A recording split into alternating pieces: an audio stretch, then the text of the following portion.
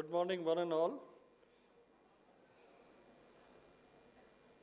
I declare the special convocation of Kalinga Institute of Industrial Technology, deemed to be university, open.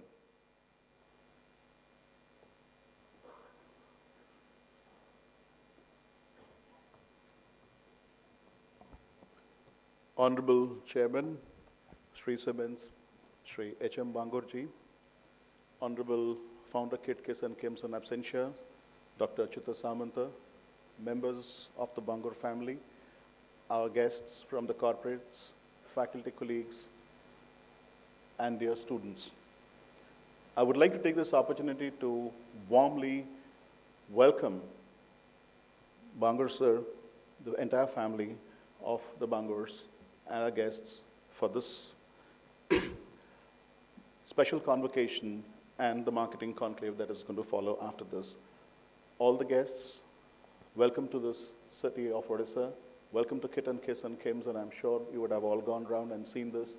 Welcome to this university, which by far being the youngest university in the country, also happens to be in the cohort of 100 to 200 in the QS World Rankings, where other universities have not been able to make it. We are in the top 20 as far as the NRF rankings are concerned, and I'm sure KISS has been something that all of you visited and we have seen.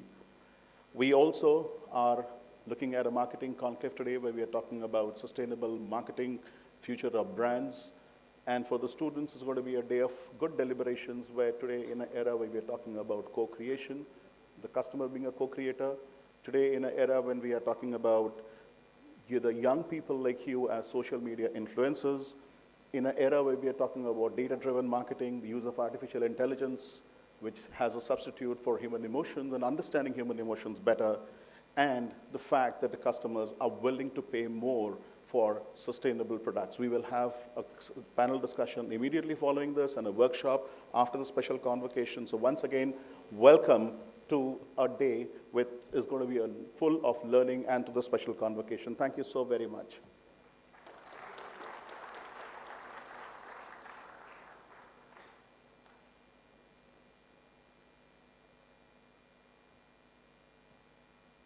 I request Mr. Hari Mohan Bangur, Chairman Shree Cement Limited, Kolkata, to rise. Honorable Vice Chancellor, I place before you one candidate for Doctor of Science Honoris Causa and pray that he be admitted. The candidate is Mr. Hari Mohan Bangur.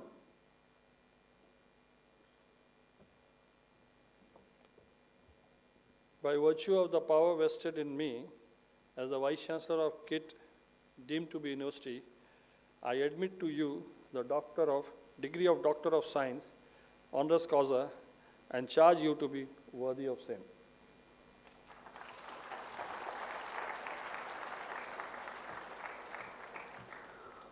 Most visionary Mr. Hari Mohan Bangur, sir, your leadership and vision have contributed immensely to the growth of Indian industry, particularly the cement sector, and to the strengthening of our nation's infrastructure. Over decades of dedicated service at Shree Cement, you spearheaded one of the most remarkable corporate turnarounds in India's industrial history, transforming the company from a debt-ridden, struggling enterprise into a country's third largest cement manufacturer and a leader in sustainable manufacturing. A graduate in chemical engineering from the Indian Institute of Technology, Bombay, you combine technical acumen with entrepreneurial foresight. A firm believer in innovation, sustainability, and operational efficiency, you pioneered several industry-first initiatives, including the early adoption of petroleum coke as fuel, installation of waste heat recovery power plants, production of synthetic gypsum, and use of air-cooled condensers in power plants. These pioneering measures redefine efficiency, setting new benchmarks for the industry and inspiring future generations of leaders. Beyond business, your contribution to society and industry leadership are exemplary. You have served as the executive member of FICCI, president of Rajasthan Foundation, Kolkata chapter, and the former president of both the Cement Manufacturers Association and the Bharat Chamber of Commerce and Industry. Through the Shree Foundation, you have advanced education, healthcare, and women empowerment. You have also spearheaded Pronam, a welfare program with Kolkata Police dedicated to the safety and well-being of the senior citizens. Your leadership has been recognized with several prestigious national honors, not to mention India's Most Trusted Leader Award by the Great Place to Work Institute in 2023, winner in the cement category for the BTPWC India's Best CEOs ranking 2022, and the Forbes Entrepreneur of the Year cement category in 2017. In recognition of your outstanding contributions to Indian industry, nation building, and social responsibility, KIIT, deemed to be university, unanimously resolves to confer you upon the degree of Doctor of Science honoris causa on this 20th day of September 2025 at its special convocation.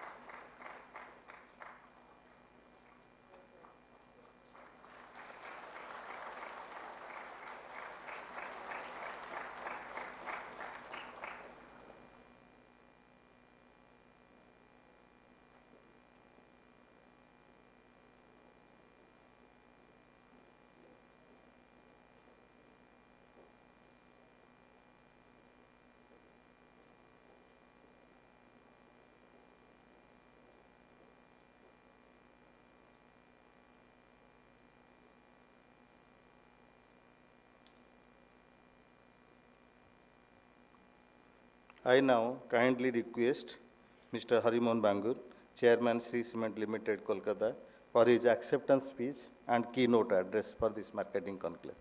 Please, sir.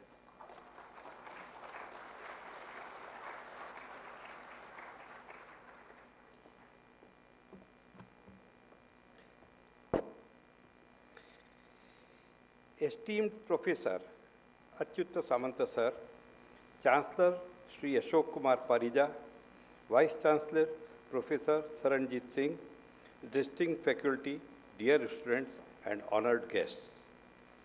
I stand before you today with a heart full of gratitude. To be in Bhubaneswar, receiving this honorary doctorate from the Kalinga Institute of Industrial Technology is a moment of deep honor for me. At 74, recognitions like this are just not personal milestones. They are reminders of the journey one has walked, of the mentors who guided me, the colleagues who worked alongside with me, the communities who supported us, and above all, my Shree Cement family, who have been an inseparable part of every step. So, I accept this recognition, not just for myself, but on behalf of all those hands and hearts that shaped my path. When I look at KIIT today, its inspiring story, its world-class campus, its vibrant community, I cannot help but admire the vision of Professor Samant and his team. KIIT was not created overnight. It was born out of a belief, the belief that education must be inclusive and accessible to all. Today, it stands among India's most respected institutions, nurturing not just knowledge, but also character, preparing young people for life, not just for jobs. My congratulations to each one of you who is part of this family.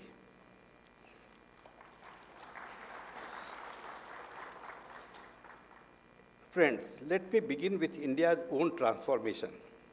The simplest difference between an underdeveloped country and a developed country is the number of choices people have. In an underdeveloped country, life is shaped by shortages. Many of us remember a time when airline tickets were rationed, cinema tickets were scarce, and basic goods and services were difficult to get. Not very long ago, even everyday necessities were scarce. A scooter booking sometimes took years. Getting a telephone connection often required recommendations and long waiting lists.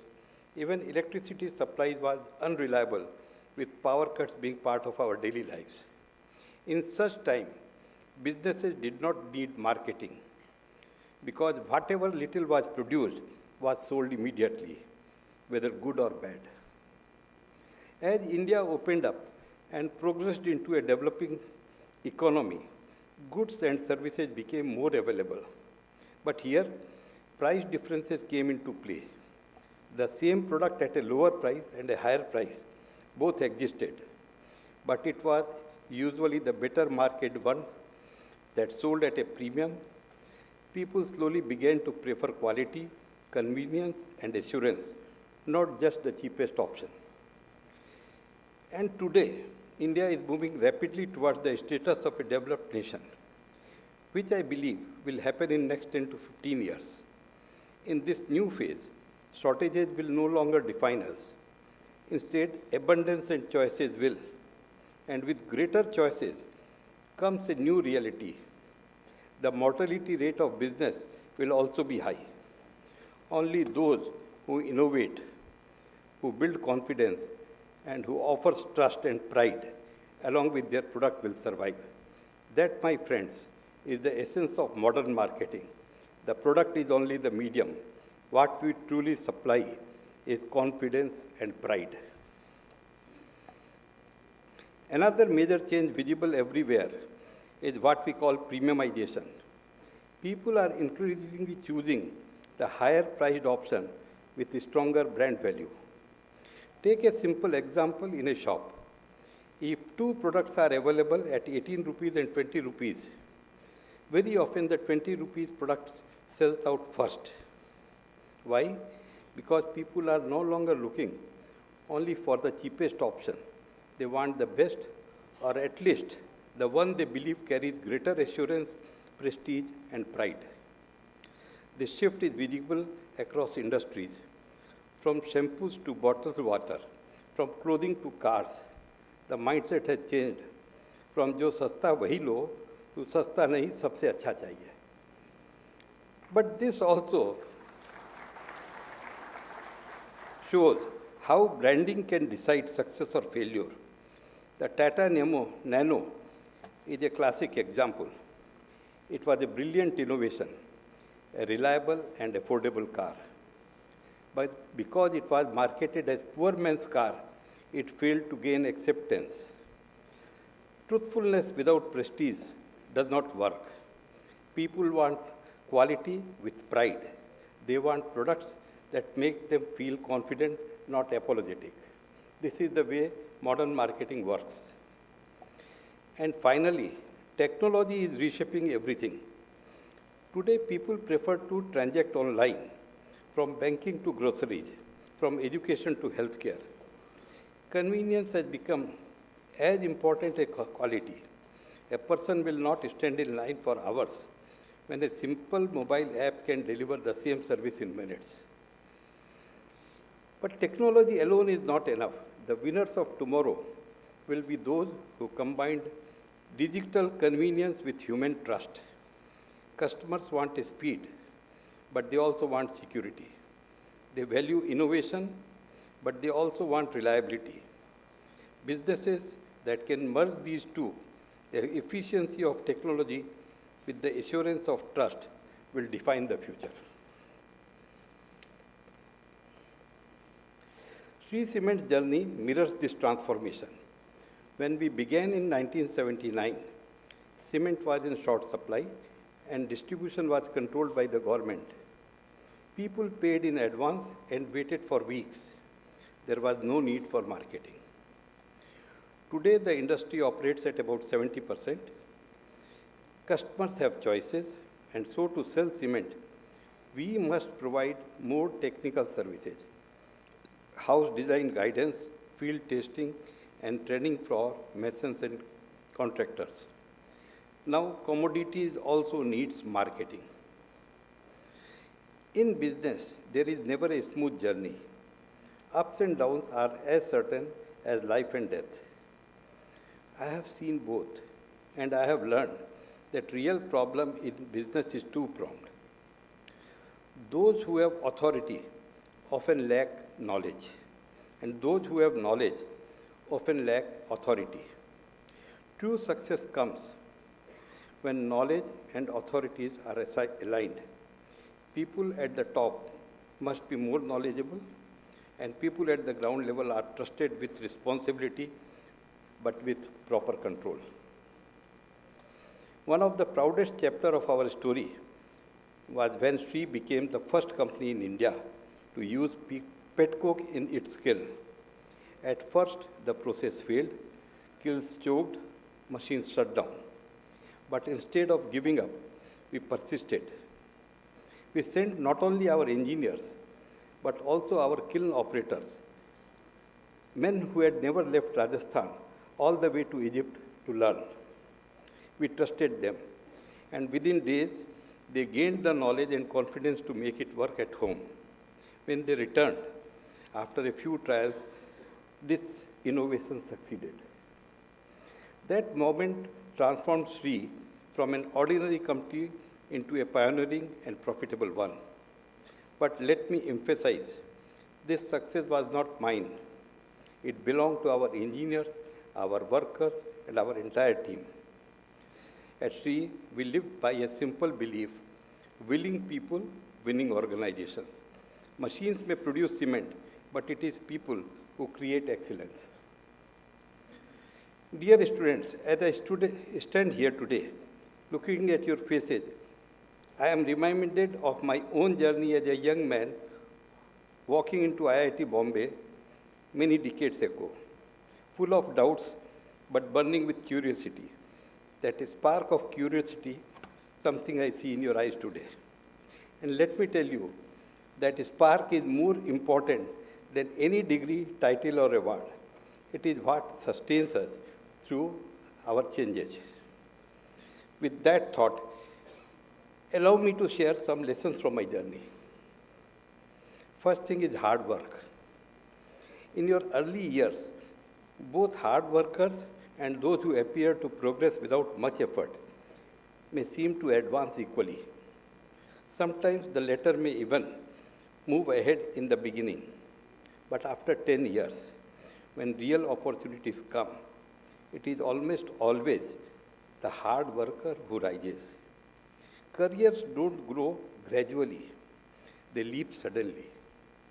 In 15 years, some of you will rise to lead organizations while others may move forward at a steadier pace. The difference will be hard and dedicated work. Those of you who cultivate the habit of consistent hard work will discover that it truly sets you apart. Second is, how many hours to work? There was much debate when Mr. Narayan Murthy said, young people should work 72 hours a week.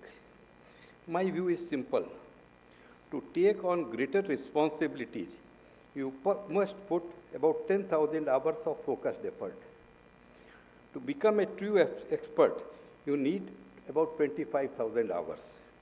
How fast you achieve that depends on your choice. Mr. Narayan Murthy wants to advance you faster. Whether you work harder or get there faster or take longer, but there is no substitute for putting in those many hours. So up to you people how hard you want to work. Third will be, to across the world, Indians are leading major companies in the USA, in Europe, often despite locals being given the first preference. Indian succeeds because of their exceptional talent, resilience, and most importantly, because of our family value system. Carry that with pride. Respect elders as you respect your boss. The balance of professional ambition with family grounding will give you stability in life. Whether it is learning new skills, pursuing education, or testing your abilities, remember, investing in yourself is never a waste. In a building, the foundation is unseen, but it supports everything above. In life too, your unseen discipline, humility, and integrity may not be noticed immediately, but they are what will carry you forward. To get success, you need 4 kripas. First is Atma Kripa. That is, if you don't want to succeed, nothing will help you. So Atma Kripa is the first requirement. But that is not enough. The second is Granth Kripa. You have to go and acquire knowledge to be successful. But everybody reads the same book. All are not equally successful or knowledgeable. The third is Guru Kripa, a good mentor, a teacher who will take away your doubts, who will guide you what to do.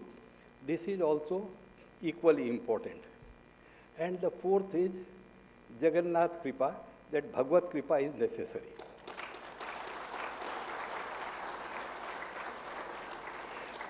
But if you do the first 3 Kripa, Jagannath is not unreasonable, not biased. He has no choice but to give your Kripa, his Kripa to you. So if you do first 3, the fourth is automatic. But what we do want to do sometimes is take a shortcut. Go immediately to Lord Jagannath, leaving other 3 Kripas apart. That will not help. Shortcuts don't help. So first, you have to do all the 3 things. Now, after this, I would like to talk about everyone teaches us how to earn money, all your universities, all your books, but very few talk about how to spend money meaningfully. Over my journey, I have realized that spending money in the right direction is as important as earning it. Let me share 5 ways in money creates real value. Invest in your future and skills. That is, invest money to make more money. For that, if you have to spend in machinery, do that. In the infrastructure, do that. In acquiring more knowledge, if you have to spend money, do that. But money should be spent, first priority is to make more money. The second is building goodwill that is visible. Sometimes you must spend in a way that society can see, supporting a cause, backing a project, improving community life. This is not charity. It is about trust. When people see your commitment, they trust you more. And that trust pays you back in ways beyond money. Third is giving in silence. That is the real charity. When no one knows what you have given, except you and the one who has received it. That silent donation without any expectation of return or recognition is the purest form of charity. The fourth is that family, friends, and close relations are your real wealth. Spending money of them is not luxury, it is responsibility. A family that stands together gives you the strength to stand tall in the world. And most important, after working so hard, you have every right to enjoy the fruit of your labor, whether it is traveling, pursuing a hobby, or simply buying something you love. Don't feel guilty. If you don't celebrate your own life, then what is all the hard work is all about? So you must spend on yourself without any guilt. If money is spent in these 5 days, there will never be regret, neither in the present nor on the deathbed. So you must spend on all these 5. For us at Shree Cement, corporate social responsibility is not just a program, it is an extension of our values. We are especially proud of 2 initiatives. One is about the families of martyrs. For every family that has lost a loved one in their armed forces, no amount of help can ever fill the void, but we do what we can by providing free cement for the construction of their homes. It is our way of saying, Your sacrifice is not forgotten, and your family is our family too. The second one is the care for elderly. In today's fast world, the biggest pain of old age is not diseases, it is loneliness. To feel invisible while still alive is the greatest suffering. At Shree, we have taken initiatives to support senior citizens, to give them dignity, community, and companionship. Because a society that respects its elders is a society that remains strong at its root. The Alumni Association has been encouraged to adopt a parent, and that is working well. There is one danger in success. People around you stop giving honest feedback. Everyone praises you, and you may start believing you are greater than really you are. But reality catches up. Think of tennis.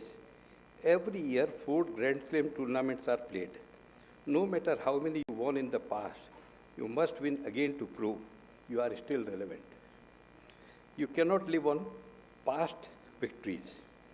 That is why I devised my own feedback system, the KIIT exam. For 20 years in a row, I sat for it. Each time I scored high, it gave me confidence that my skills were still sharp. But in recent years, as the exams changed, I began slipping. I know I had reached my limit, and that was fine. What matters was the practice of testing myself, honesty, and not relying only on the past achievements.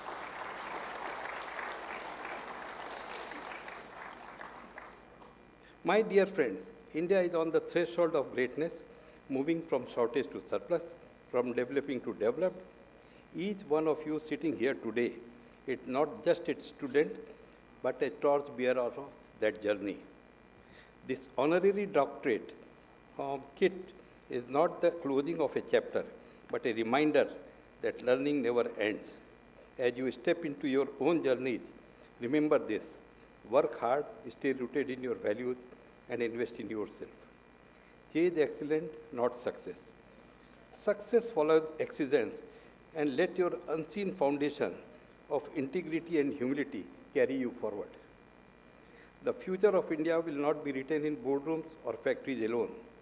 It will be written in the choices you make, the courage you show, and the curiosity you keep alive. So take the spark within you, nurture it with discipline, and let it illuminate your path, not just for yourself, but for society and the nation. Thank you again, once again, for this great honor.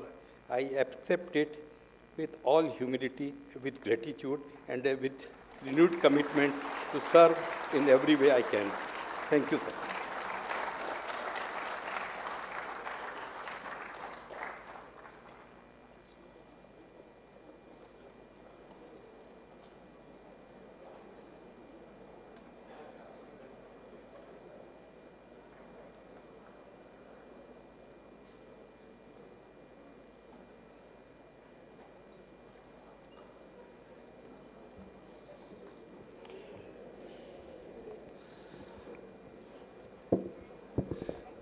Thank you so very much. May I request the students to settle down, please? I think that's what I acknowledged, very honorable chief guest today, Shri Hari Mohan Bangurji, chairman of Shree Cement Limited, that I think by far this is one of the best speeches probably we have heard and we have listened in the convocation ceremony here. Look forward for your blessings as well, sir. Honorable founder, KIIT Schemes, Professor Dr. Achyut Samant, respected Vice President, Mr. Samir S. Panda, respected Pro Vice Chancellor, Professor Raju, respected Registrar, Professor Gyan Ranjan Mohanty, honorable members of KIIT and KIIT Society, executive and academic councils as well, faculty members, officers and staffs of the university, distinguished invited guests, senior corporate personnel who will be speaking to the students in panel discussions in the Marketing Conclave of School of Management here, including our alums who will be involved with the students' workshops. It's my great honor and privilege to welcome each one of you to the special convocation 2025 at Kalinga Institute of Industrial Technology, deemed to be university. It's with immense pride and deep reverence that we assemble today to celebrate a moment of exceptional significance. This special convocation is not merely a ceremony. It is a tribute to excellence, vision, and service that transcends professional achievements to leave a lasting impact on our society. Today, we are gathered to confer the Doctor of Science honoris causa degree upon a remarkable individual whose life's work stands as a testament to industry leadership, ethical entrepreneurship, and unwavering commitment to the community development.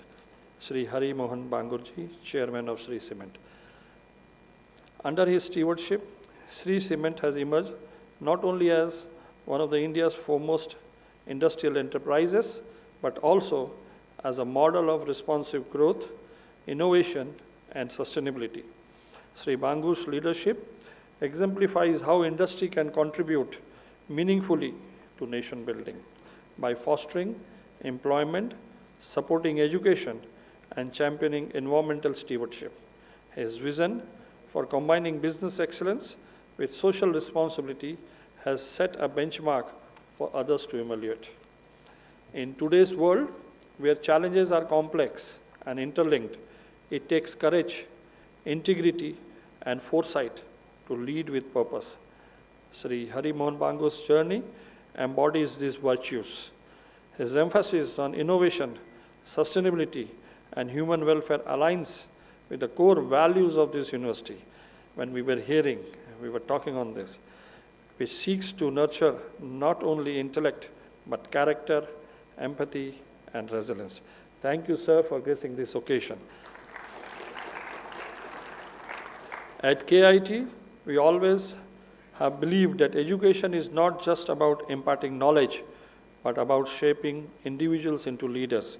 We aim to shape responsible citizens and compassionate leaders, inspired by diverse role models and enriched by experiences in academics, culture, sports, and social service.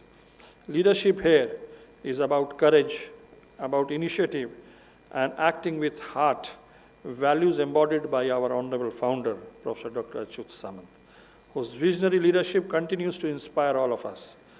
Testament to this is his 68th honorary doctorate degree conferred to him by KIIT Taiwan. Additionally, it is noteworthy to mention that the City University of New York has honored Dr. Samant by establishing a research center titled Achyut Samanta India Initiative of the Cooney Crest Institute, ASIICI, and as well as awarded him the highest honor, the Presidential Medal, recognizing his contribution to education and development of the indigenous community. I think this was one of the first institution in North America which was been established in the name of any educationalist and a founder coming from India. A huge round of applause for this as well. Friends, KIIT University has secured 17th position in the recent NRF ranking 2025, reaffirming its academic excellence and commitment to sustainability. The Asia University ranking 2025, KIIT was ranked 184th in Asia, while globally it is placed in a cohort of 601 to 800 band. In the subject-specific ranking, KIIT stands at 400 to 500 cohort in comp science, 500 to 600 in engineering, 400 to 500 in business and economics, and 500 to 600 in clinical and health area, reflecting strong performances across various disciplines. It is notable that KIIT has achieved 4th position in India and 92nd globally in the interdisciplinary Times Higher Education Science Ranking 2025. In the QS World University Rankings, Sustainability 2025, KIIT ranked 719 globally and an impressive 80th in the category of environmental sustainability, along with a significant rise to 257th position in QS Asia University rankings. KIIT has collaborated more than 20 foreign higher education institutions of repute in very recent times, and this takes the tally to 250 plus. And we have launched here pathway programs, which are joint degree programs, dual degree programs, twinning programs in partnership with many universities to provide globally relevant education and prepare our students as a future-ready global talent. It is notable to share that in the last year, KIIT hosted 150 plus foreign visiting faculty members from universities across the globe. These distinguished scholars have made significant contribution to the university's academic and research endeavors, forging multiple ties. A special reference goes to the India Trek program, where international scholars, along with their faculty, visited India, state of Odisha, KIIT and KIIS, to immerse themselves in India's vibrant culture and academics. This included delegations from University of Oxford, University of Washington, Harvard University, MIT, and so on and so forth. To mention few accolades in recent times, the Ministry of Mines, Government of India, has recognized KIIT School of Chemical Engineering as a spoke under the NCMM for chemical processing and extraction of critical minerals, opening new avenues for research and industry collaboration, especially for the critical minerals. KIIT has also been awarded recently the first prize at the Autodesk Imagine Award 2025 in Mumbai for the innovation impact and exemplary use of digital technologies in our universities. Friends, it is in this spirit of global engagement, excellence and service that we now take great pride in recognizing Sri Bangur's exemplary contributions to the industry and society. And it is with great pleasure that we honor him with this Doctor of Science Honours Causa degree. We celebrate his achievements, but more importantly, we celebrate the values he stands for: excellence, responsibility, and service. On behalf of the university, I extend heartfelt congratulations and gratitude to Sri Harimohan Bangurji. May your inspiring journey continue to motivate generations of students, professionals, and citizens to pursue excellence while serving the greater good, sir. I again extend my heartfelt gratitude to the Honorable Founder, KIIT School, Professor Dr. Achut Samant, for his unwavering support and invaluable guidance. Thank you so much, sir. Let us all join together in welcoming and applauding Sri Harimohan Bangur as we bestow upon him the well-deserved honor. Namaskar, Jai Hind.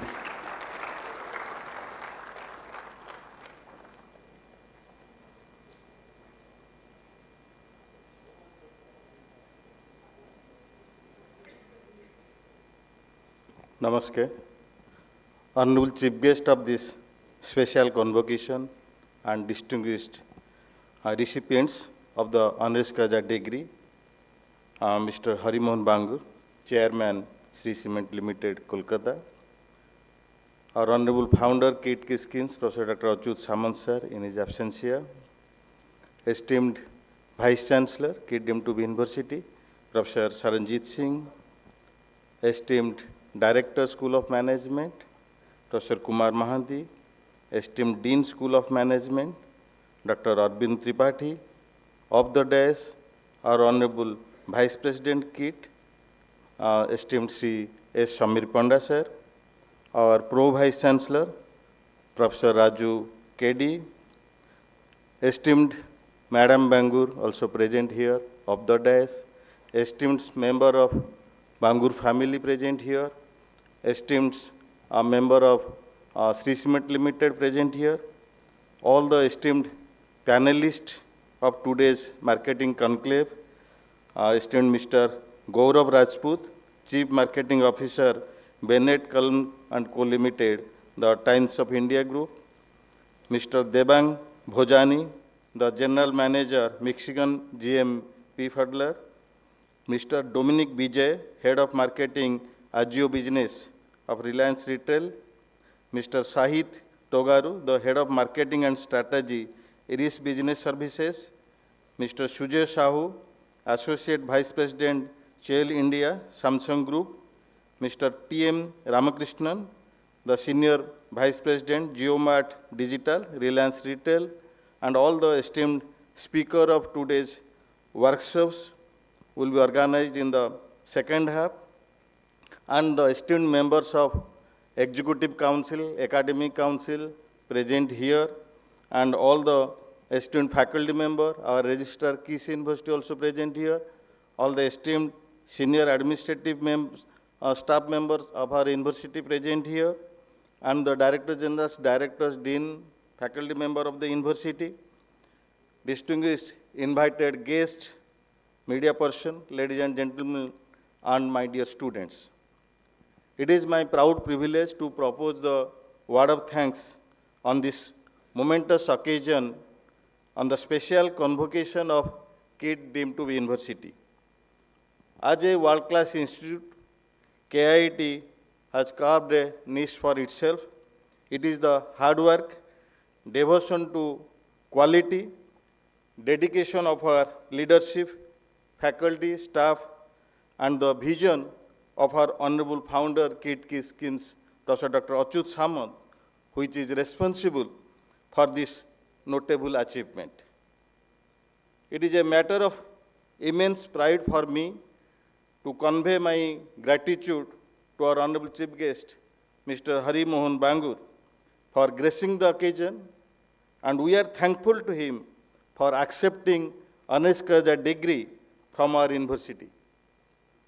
Sir, we are honored and privileged that you are, from today onwards, be part of this world-class institute, a multidisciplinary, multicultural university where 40,000 students from pan-India and 65 countries are studying, as well as the alumni strength of this university is more than 1.5 lakh.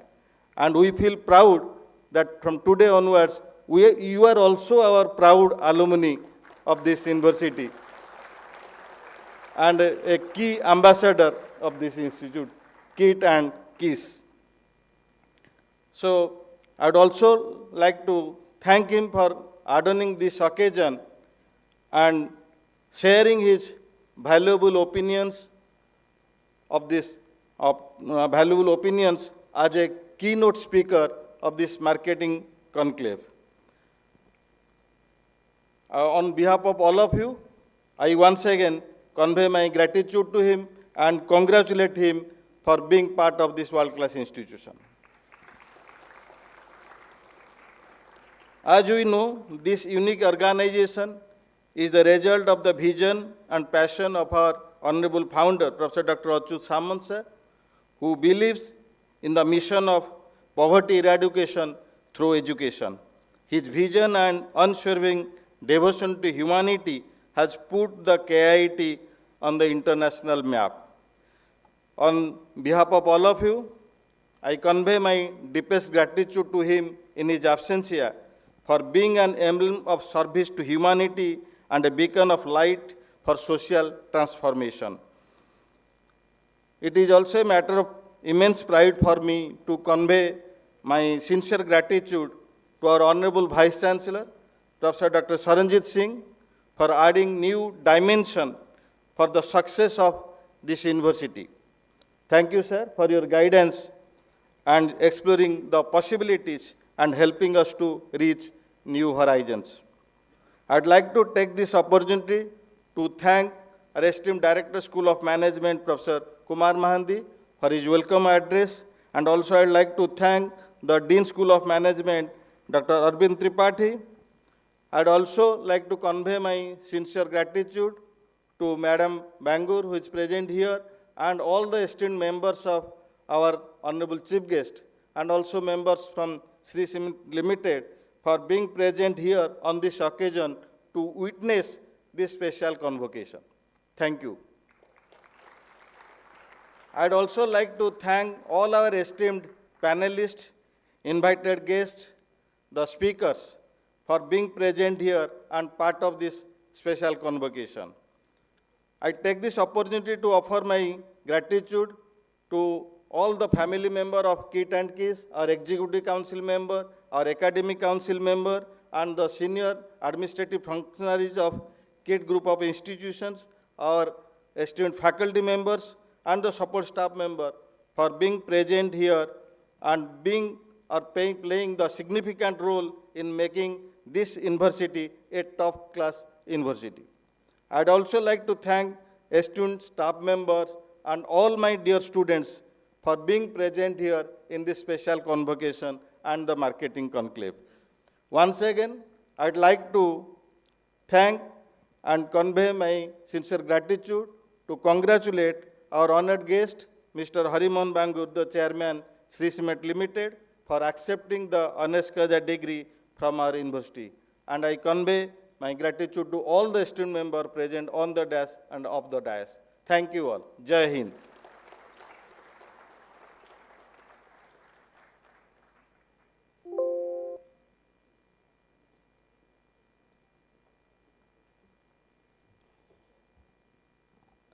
I declare the special convocation of Kalinga Institute of Industrial Technology deemed to be university closed.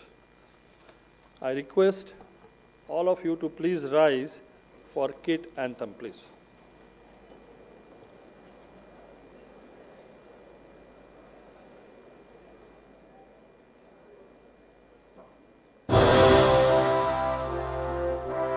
आओ मिलकर गाएंगे KIIT महान है, कीट वक्त का अभिमान और देश की पहचान, लिए हुए झंडा उसका पल पल बढ़ते जाएंगे, आओ मिलकर गाएंगे।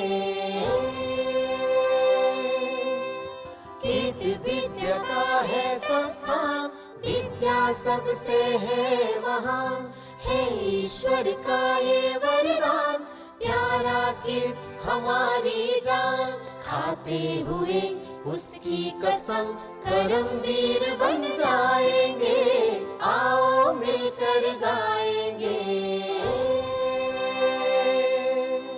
कीट ज्ञान का है भंडार और मोतियन का एक हार, ये भी ज्ञान का है पुहार, यहाँ प्यार की है बहार, कीट एक प्यारा गुलशन है, इसमें हम खिल जाएंगे, इसमें हम खिल जाएंगे। विद्या की सब शाखाओं का ये अनोखा संगम है, देश विदेश के छात्रों का मिलन से हम सब एक है, सा विद्याया विमुक्त का नारा हम लगाएंगे, गीत कीट के गाएंगे, गीत कीट के गाएंगे।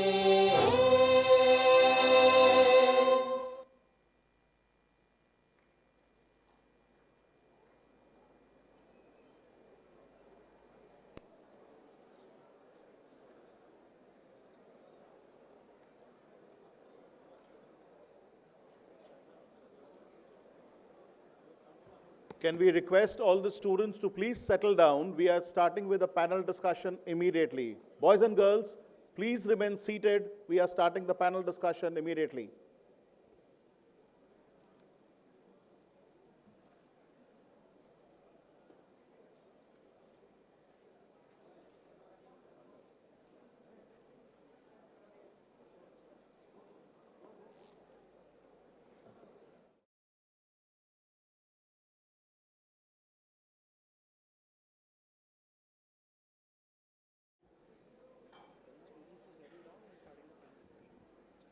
All the students, please settle down.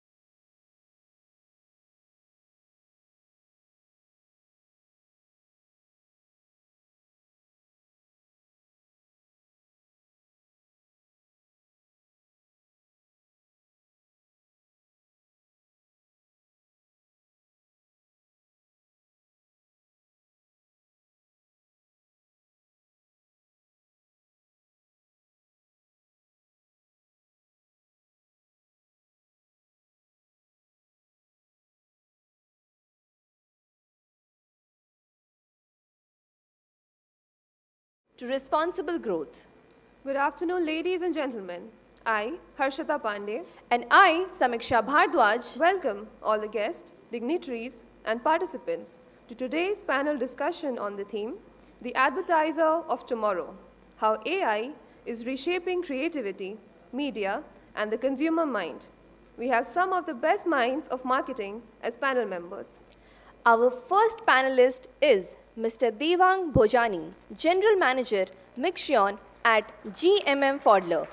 In his current role, he is responsible for operations and strategy at Mixion, with a focus on engineering excellence, sustainable manufacturing, and delivering customer-centric solutions. He holds strong academic credential in engineering and management, which have shaped his technical and leadership expertise.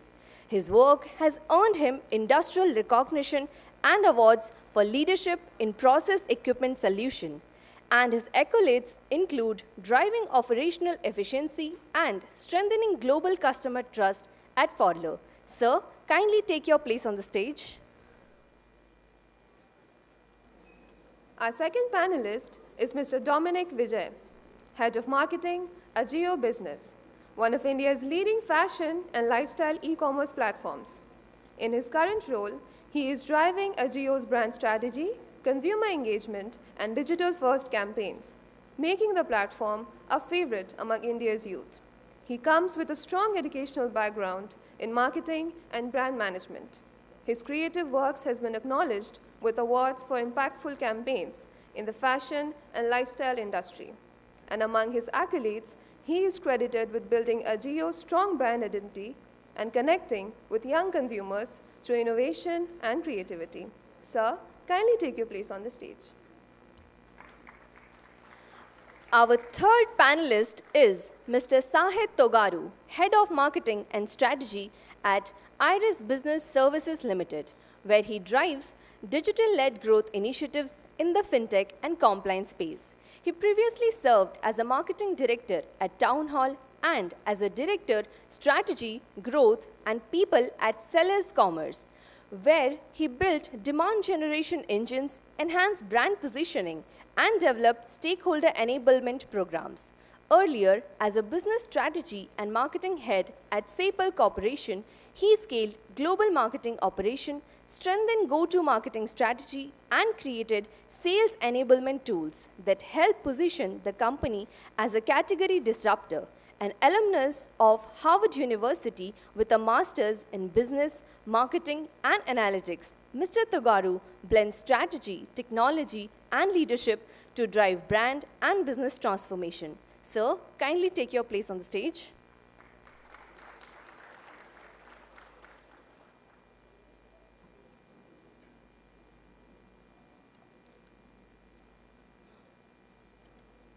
Our fourth panelist is Mr. Sujoy Sahu, Associate Vice President, Chail India, Samsung Group of Companies. Currently, he is leading the way in marketing communications and digital strategy at Chail India, where his expertise and leadership continue to create impactful campaigns. With years of rich experience, he has also worked in senior roles like General Manager, Digital at Chail Worldwide, and Director of Client Servicing at Konclave 1, adding immense value across the industry. Mr. Sahu holds a postgraduate degree in business management and a BCom honors from Ravenshaw College. He is widely recognized for his ability to drive large-scale digital campaigns, build strong client relationships, and bring innovation to every project he undertakes. His contributions have positioned him as a respected leader in India's advertising and digital marketing space. Sir, kindly take your place on the stage.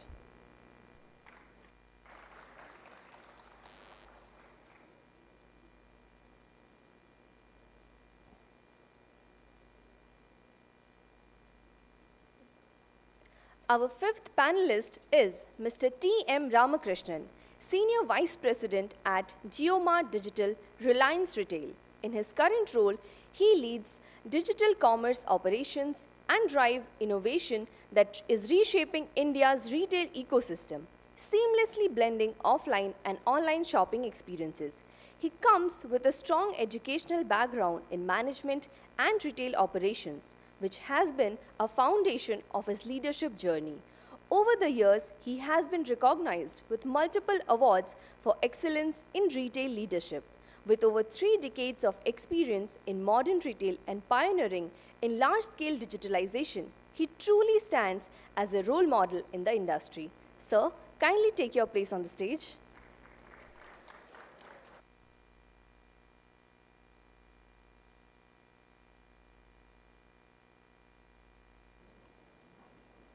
The moderator of today's panel discussion is Mr. Gaurav Rajput, Chief Marketing Officer, Bennett Coleman & Co. Limited.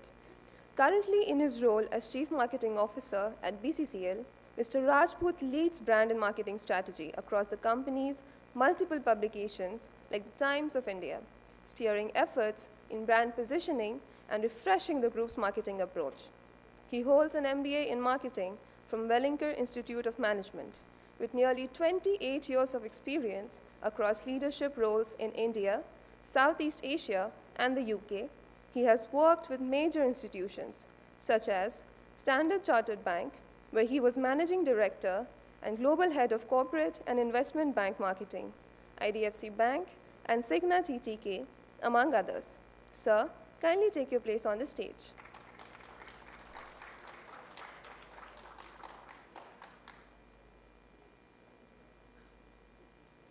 Sir, I request you to please take over the session.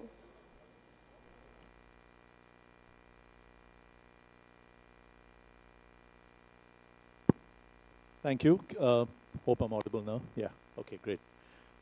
So first of all, let me start by saying thank you very much to KIIT for inviting all of us and being part of this panel. I think what we're talking about today is really relevant and also something which we may not have all the answers for because it is evolving and developing so fast. But the topic is really interesting, and it was very interesting. I think we should really be thankful to Shree Bangurji for his opening remarks, because it was a masterclass in marketing. He touched upon everything that we as marketers have learned and grown over a period of time. When he spoke about scarcity to abundance, that is so relevant in today's times, right? I mean, we were all seen stages where there was a scarcity of information, scarcity of answers, and today, thanks to AI, answers are available to you within seconds. We have a fantastic panel that's going to talk about some of these topics today, so we're going to get to that right away. Our topic, as you know, is about AI and how it is impacting creativity, media, and the consumer mind. We have a really wide spectrum of experiences. I think for us, as marketers, we have seen a lot of developments over the years, right? When I started marketing, there was no digital marketing.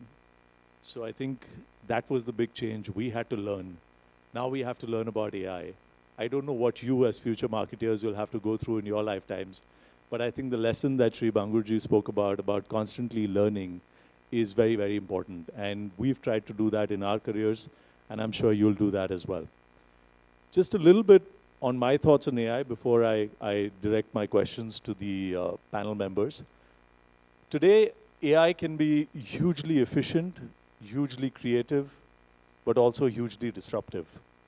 And I think as marketers, we have a huge responsibility to make sure that whatever we do in this space is done responsibly, ethically, and keeping the uttermost trust of our consumers in mind. And I would just urge you all, as you go on this journey and as you use ChatGPT, you use Perplexity and all these lovely tools that exist today, that don't forget that there is a human who created these.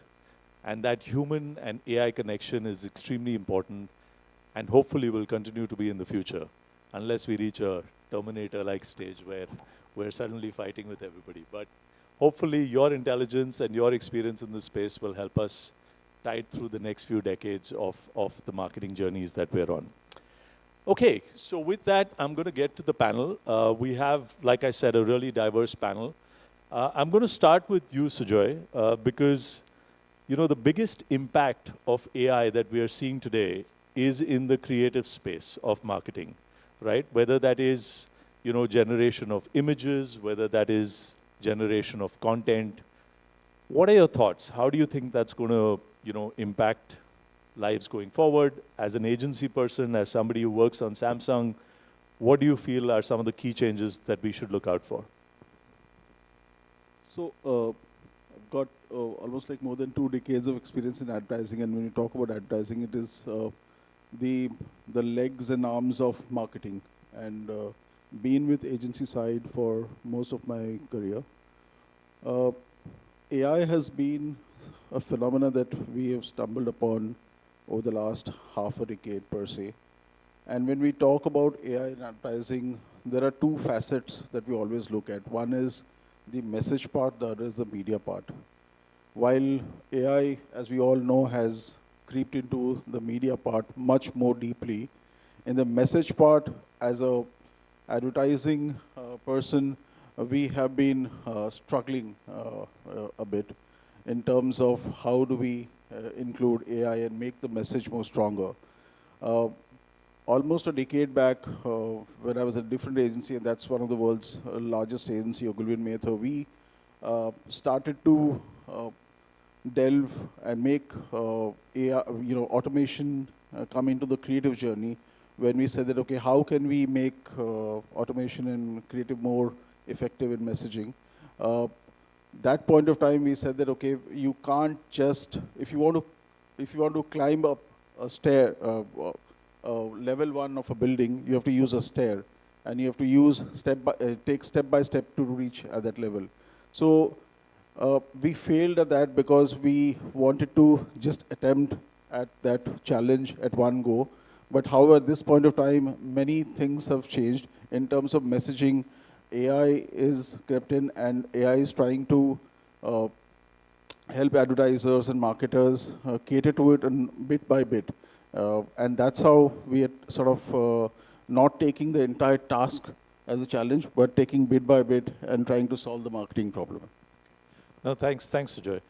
I want to come to the most stylish man on the panel because he's obviously representing a geo. So, Dominic, what are your thoughts? I mean, obviously, fashion and digital, it goes very, very hand in hand. I'm sure a lot of people here use your product, right?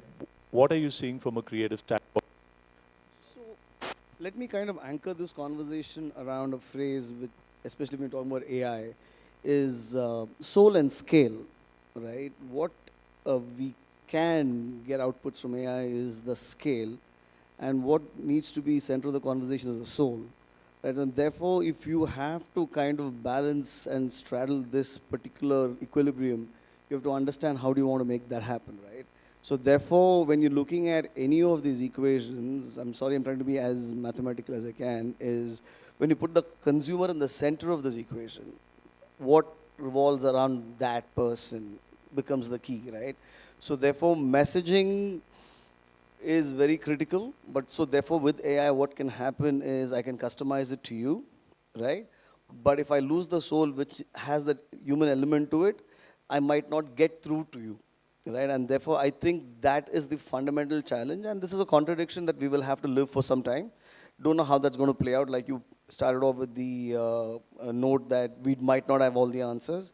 I think it's a very beautiful place to be in because right now it's almost a clean slate. When you said when we started off, we didn't have digital marketing. Right now, what's going to happen is the entire world of marketing is going to be wiped clean, and we're going to be doing afresh, right? So as a matter of fact, yesterday I made a video myself just to understand how things work. So wrote a prompt on ChatGPT, converted that into something on Sora, and then converted that to use Kling to do something else. So therefore, it's an evolving process. And through this evolution, if you connect with the soul and the scale piece and the consumer in the center, I think you will begin to unravel the answers. I hope that kind of makes sense. No, it does. Thank you. And I think, like we are trying to unravel the answers, I want to come to you, Ramki, and a little bit about retail, right? You're a retail expert. You have been with Jio. Now you are with JioMart. How do you think this whole space is unraveling for you? So good afternoon, everyone. Actually, my best strength is to put the audience to sleep. So I'm happy that it is in the afternoon. Before lunch, you guys must be hungry. And I'm happy that I can blabber whatever I want. Okay, but jokes apart. Now, I'm sure most of you must be getting enough SMS messages which you will ignore or delete it, even without seeing it. Same thing with mails. SMS, most of you will be deleting everything, but mails, you will see whatever is required and do it. Same thing with social media. So the biggest strength of what retail has got or what any online this thing has got is, we have enough data and we don't know what to do with it. That's the biggest problem. So where is AI going to play a role here? Now I'll just give you a small example. Okay, I can take 2 minutes, correct? A small example where you will be able to correlate it, and I can also correlate it to AI, implementation of AI in retail. Now, in a hospital, 3 patients walk in. Okay, all 3 patients are having high fever, very high temperature, 104, 105. You go to the doctor checks, asks them to do medical tests, fever is checked, medical test, and then realize that one patient is high fever, body is very weak, so need to be admitted. Second patient, it is still more serious and need to be admitted. All 3 need to be admitted. Now this doesn't mean that the treatment is going to be same. Okay, now the third patient has got typhoid, but 104 fever. This is the first thing. So now doctor prescribes medicine. So doctor knows what a patient wants, what each body wants, and prescribes medicines. Okay, now that doesn't end here. Now same thing, all of you, all your digital footprint is there across everywhere. You open your app, you will have nothing less than 70 to 90 apps with you. So your whole, your mood, your strength, your taste, your preferences, everything is available today. Not knowing, none of us know what to do with it. Same way, doctor analyzes it and he knows what to do with this patient. So AI plays a role here, understands the consumer requirement and then tell this is what it is. It doesn't end here. Once you're admitted in a hospital, okay, the first patient with typhoid is admitted in a suit room where a dedicated nurse is given. Okay, now this dedicated nurse will check temperature in the morning, evening, frequency, drips are given to them, everything is done. Okay, now the second 2 patients are put in normal rooms. Normal rooms in the sense, it could be the best hospital itself. 10 patients, 20 patients, you have 2 nurses. So here, might not come and spoon feed you, but will tell you, if you have to take medicine at 2 o'clock, doctor will come and the nurse will come and tell that I have to manage other rooms also, so I'm keeping the medicine here, please have it at 2 o'clock. Drips, they will do it. Now same thing, you go to a general hospital. General hospital, none of these things are going to happen. You are given a prescription, tell that go and buy and have it. That's it. Your food, you go and buy and have it, nothing more than that. So now, what AI is going to do that, AI in retail. So here, if you see a suit room, a personalization is given. This is where the retail is getting into. Direct, how do you personalize every consumer requirement and support him? Okay, now here AI has got everything. They understand your requirement. And in hospital, you pay more, you are given that treatment. If you don't pay more, you are given the general hospital treatment.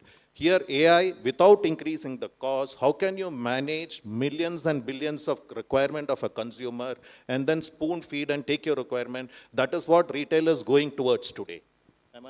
Did I address? No, you did. Thank you. And then let's hope nobody here gets a fever, but we have hospitals close by, so hopefully that should be taken care of. But Sahit, I want to come to you. You know, since Ramki touched upon personalization, right? You give us a perspective from a B2B. How is personalization working in using AI? Yes, absolutely, Gaurav. I think when we think about AI, before AI, I mean, a few years ago, before ChatGPT and Gemini became a big thing, personalization always existed because there were always tools that made basic personalizations, but always had to be configured by a human.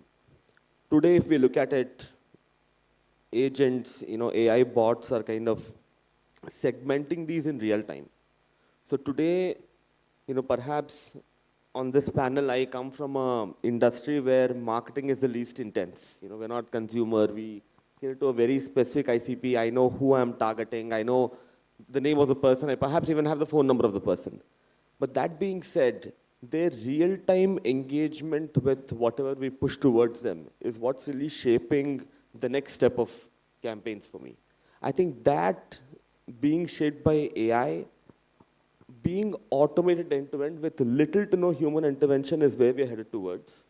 But rightly, as Dominic kind of pointed out, it is a clean slate. we're all really kind of realizing, learning as we go. There's much to do, with complementing human element into whatever we do is going to really make the difference is what I feel. I hope I address that. Yeah. No, that's helpful. And I think, again, Ramki, I think you touched a little bit upon efficiency, right? And Devang, I wanted to come to you because when we were having our previous chat, you said that, one of the biggest roles for AI is in the space of driving efficiency, right? And you're seeing that in your line of business. So we'd love to hear a little bit about that.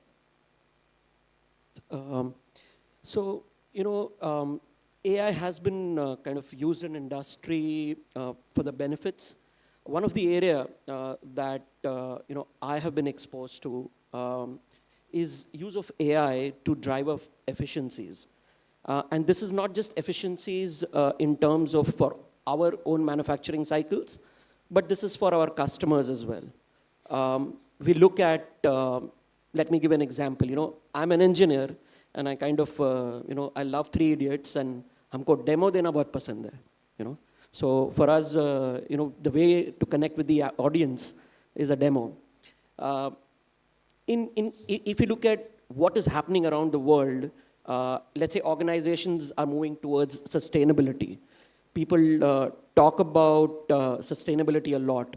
How do you really use the sustainability and understand your customer and map it to your products, and you develop your products to what the market needs?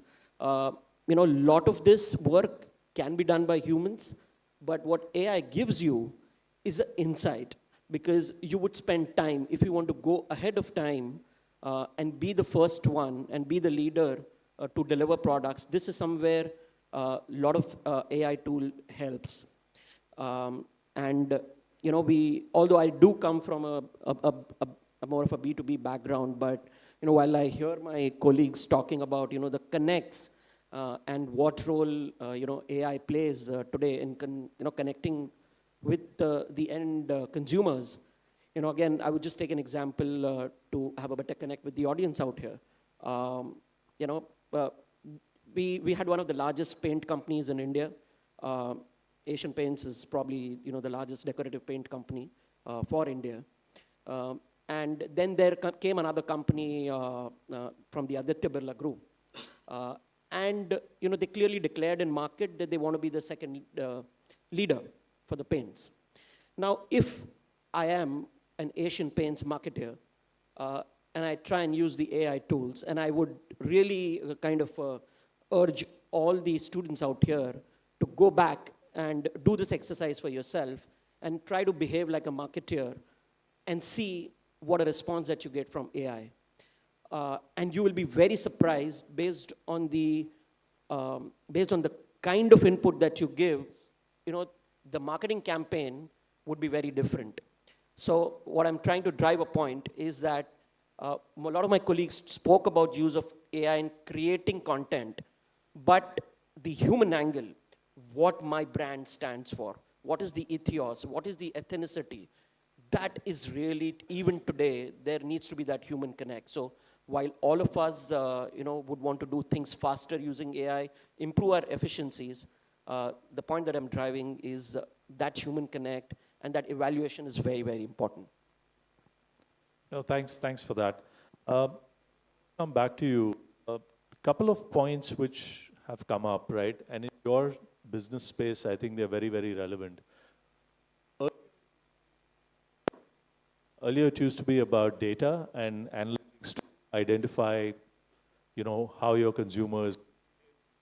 How is AI changing that now? How is that influencing the data analytics side of it to give them the next best offer, or what is the product that they would be looking at? That's a very complex question, right? I think while I was listening to all of us, I just tried to glance to the other side of the audience, and I realized that the knowledge on AI and new tech exists there more than it exists here. So I think they'll all be looking at us wondering, what are these old folks talking? I'm talking about you guys, not me. So coming back to your question, and I will use the audience as a reference point here, right? Almost everybody here would be on Instagram. Is there anybody who's not on Instagram? Can you put your hands up, please? Not on Instagram. Not on. Oh, there's one. Two. Okay, fine. You guys are completely outnumbered, right? So for everybody here, to Ramki's point as well as to your question, the feeds that you get is almost personalized and unique, true or false, right? And I think that's where the answer is, right? So therefore, with all the data that you churn, and with all the echo chambers which get created, what kind of information goes to what kind of a person is determined by a set of algorithms in the back end. And that, I think, is the power of data, probably a blessing, probably a bane. I don't know that, right? But that's the second contradiction that probably does exist in front of us as well. So therefore, to go back to your question and say, how is this making a difference to everybody else? So I know in this audience, if I know their feeds, who should I be promoting a certain kind of product to, a certain kind of offer to? Okay, let me rephrase that. I think I know what kind of offer I should be proposing to somebody here, right? So I think that is the way it's evolving. And also the audiences such as today are extremely conscious about sustainability. And so, and they also have views, right? And those views are very, very strong.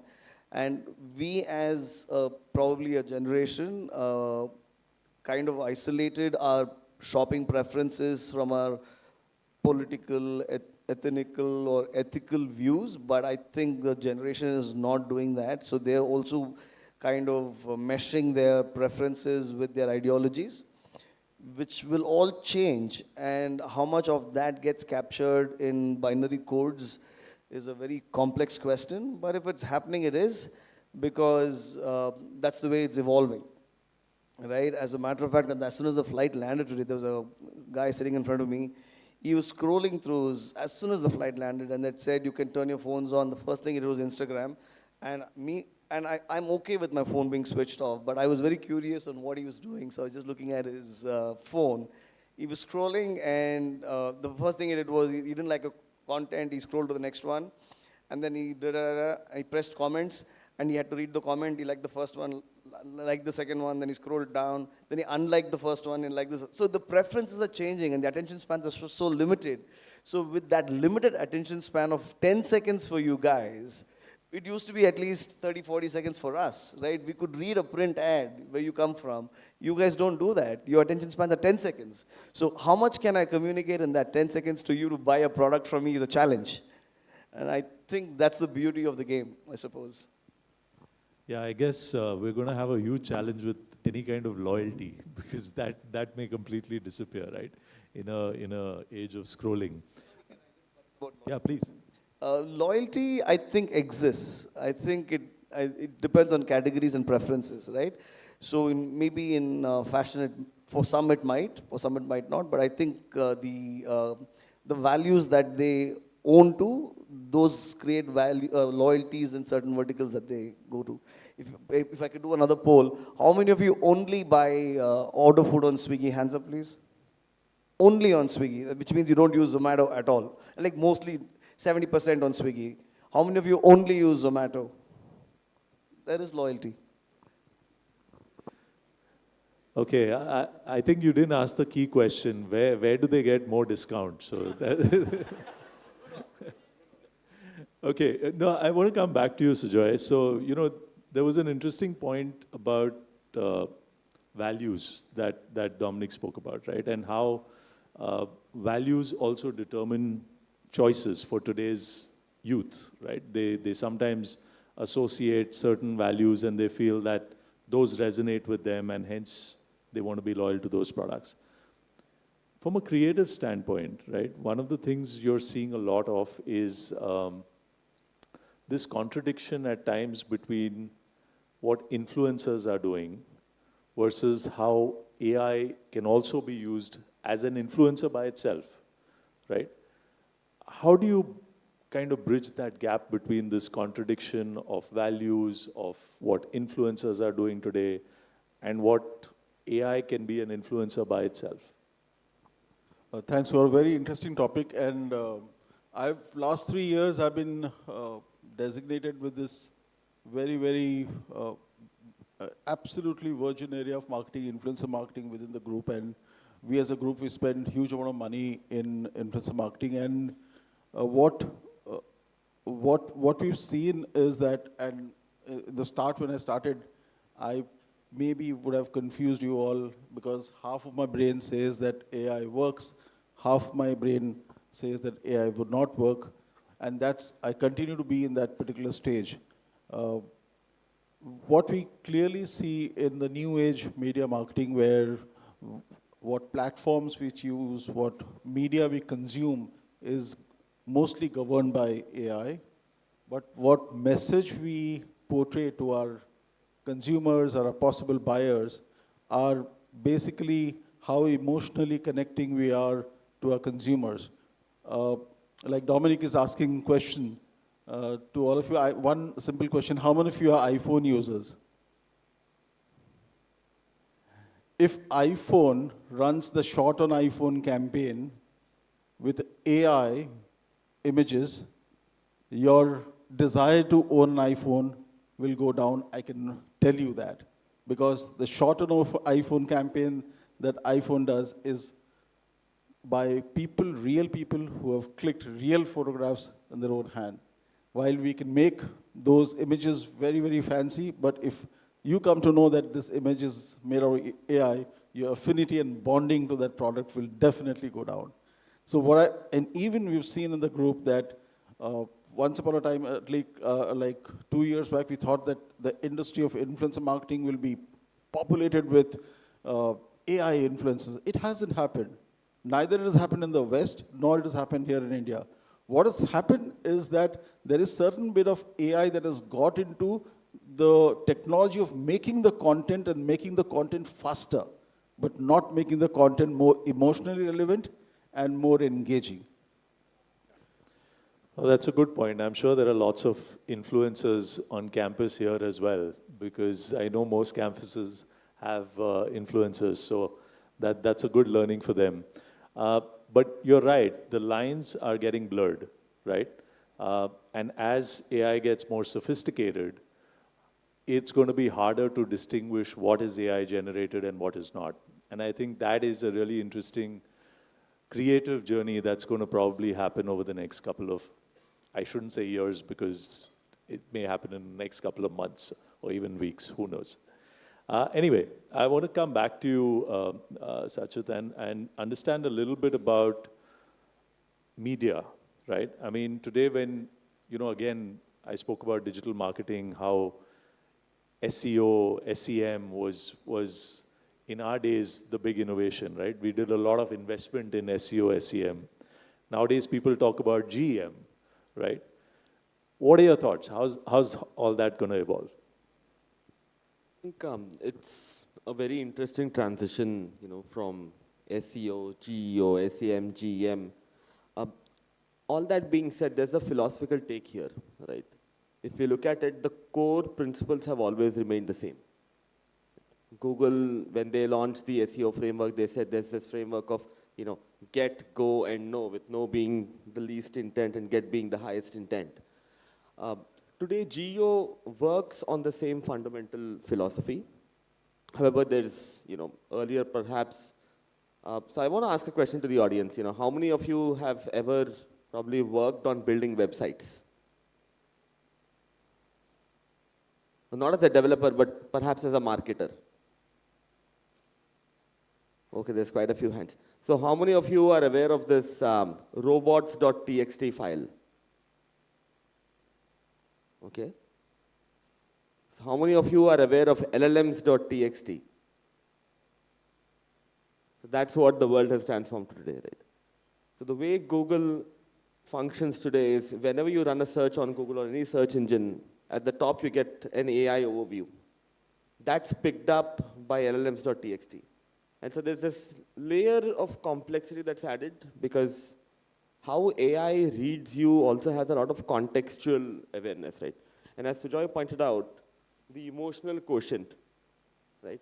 In brand marketing, I think that's very important, right? So, for example, if someone goes out on an ad and says, hey, I bought a fridge, as opposed to saying, hey, I saved money to buy a fridge, that emotional connect is much higher. So people would be, so housewives would be able to relate to this latter than the first. So that way, I think today AI is also being heavily influenced by marketers to bake in that human emotion, that engagement quotient, right, into whatever we do. And that's how I think we are yet to see how it really translates into, in the future, perhaps agentic AI would, replace the human element there as well. But as Sujoy and all of us have kind of realized, it's really about increasing the scale of how we do it, the time in which we do it, as opposed to what we do. No, thanks. And I think we're probably going to have to relearn GEO, GEM, because, again, those weren't concepts that existed in our time, right? But I want to come to you, Ramki, because when we were talking earlier, you were telling me about how, the whole logistic model of, almost the milk route that you were explaining to me. I thought it was a really interesting model, and I wanted to get your view and share it with the team on how AI can play a role there. See, today, the biggest challenge, see, in India, if you see Blinkit and any other fast delivery organization, I can't talk about my company, so any fast delivery organization, the expectation is in 10 minutes time, it gets delivered. Okay. Now, how is this possible?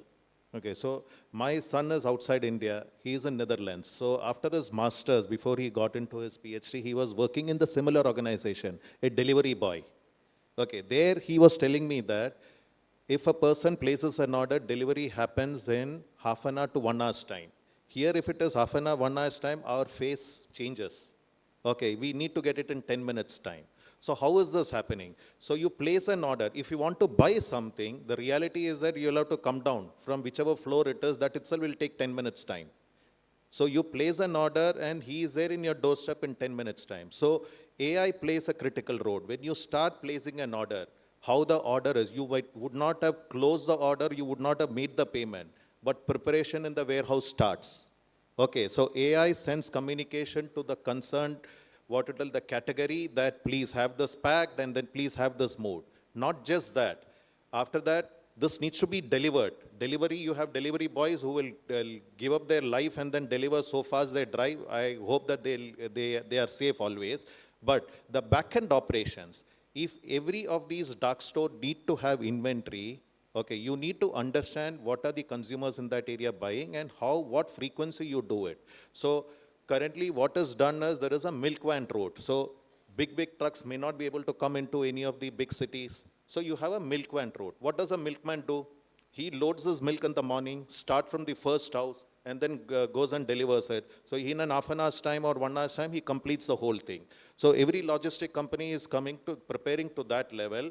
How many milk van routes? What is the information that you have? What are the inventory that is required in each of the dark store warehouses? Okay, fill it up, go, there is frequency put up, go and get this delivered in those places. And this movement of trucks also, that also is interconnected. So all this is controlled by AI, and then you will see the seamless transactions happening. This is how I think, and this is just 10% of what is happening. I'm telling you, organizations are moving to rural areas.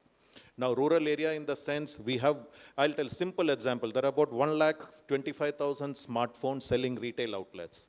Okay. Now, all these retailers, so there are consumers surrounding them. So now you can't expect every product to move from a company warehouse and go and be delivered there. It'll take 1 day, 2 days, 3 days time. So you make these stores, partner with them, make these stores into your, as dark stores, a part of the stores. You will have inventories there, and then they start doing it. You equip them, you train them, and then you will see things falling in place. I think this is where the future is moving to. The expectations are very high from consumers, and if brands are not willing to meet it, I think they will have to shut their shop. No, absolutely. And I think the whole logistics game in India is anyway a huge focus for, the quick mart and the e-com companies. So I think that is definitely an area of focus. Dominic, Devang, I'm going to come to you both because I want to talk a little bit about the consumer, right? And we spoke about this trust, right? With the advent of Gen AI and moving to agentic AI, how is that trust, going to be maintained? Because will consumers be able to really differentiate between what is AI generated and what is not. And the other layer to the question is really in terms of, when we spoke about blurring of the lines, right? How do you make sure that the human element is still there in the communication that you put out to consumers? So.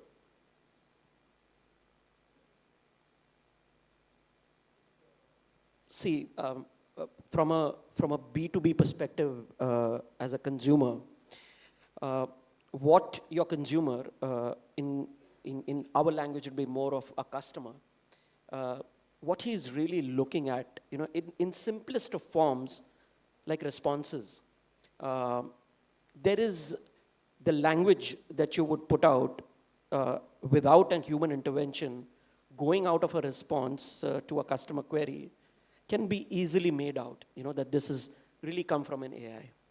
Well, there's no harm, I'm not against it. It's it helps you to communicate the matter. But there are instances, when you really need that human connect, and you know what that person is communicating because you work with that individual. In B2B space, the liberty that you have is, you have a lot of one-on-one connect. And when you have responses coming in, which you cannot correlate to the individual that whom you interact, it actually gets your trust level down. Now, of course, that is where one needs to really analyze and understand that where would I make my customer more satisfied in terms of using an AI. So in everything that we do today in life, going forward, we will be able to make use of AI. It will now really depend on what is that human angle that we really are trying to communicate, and being more sensitive about things and not just using it to expedite things. So I think that's something where I could cite a very simple example in our routine lives, even in B2B, to build trust. It's a very interesting question. So I was just, when Sujoy spoke about the shot on iPhone campaign, it kind of got me thinking about it, right? I said, how would I react? I don't have an iPhone. I don't make as much money as the rest of you, some of you guys.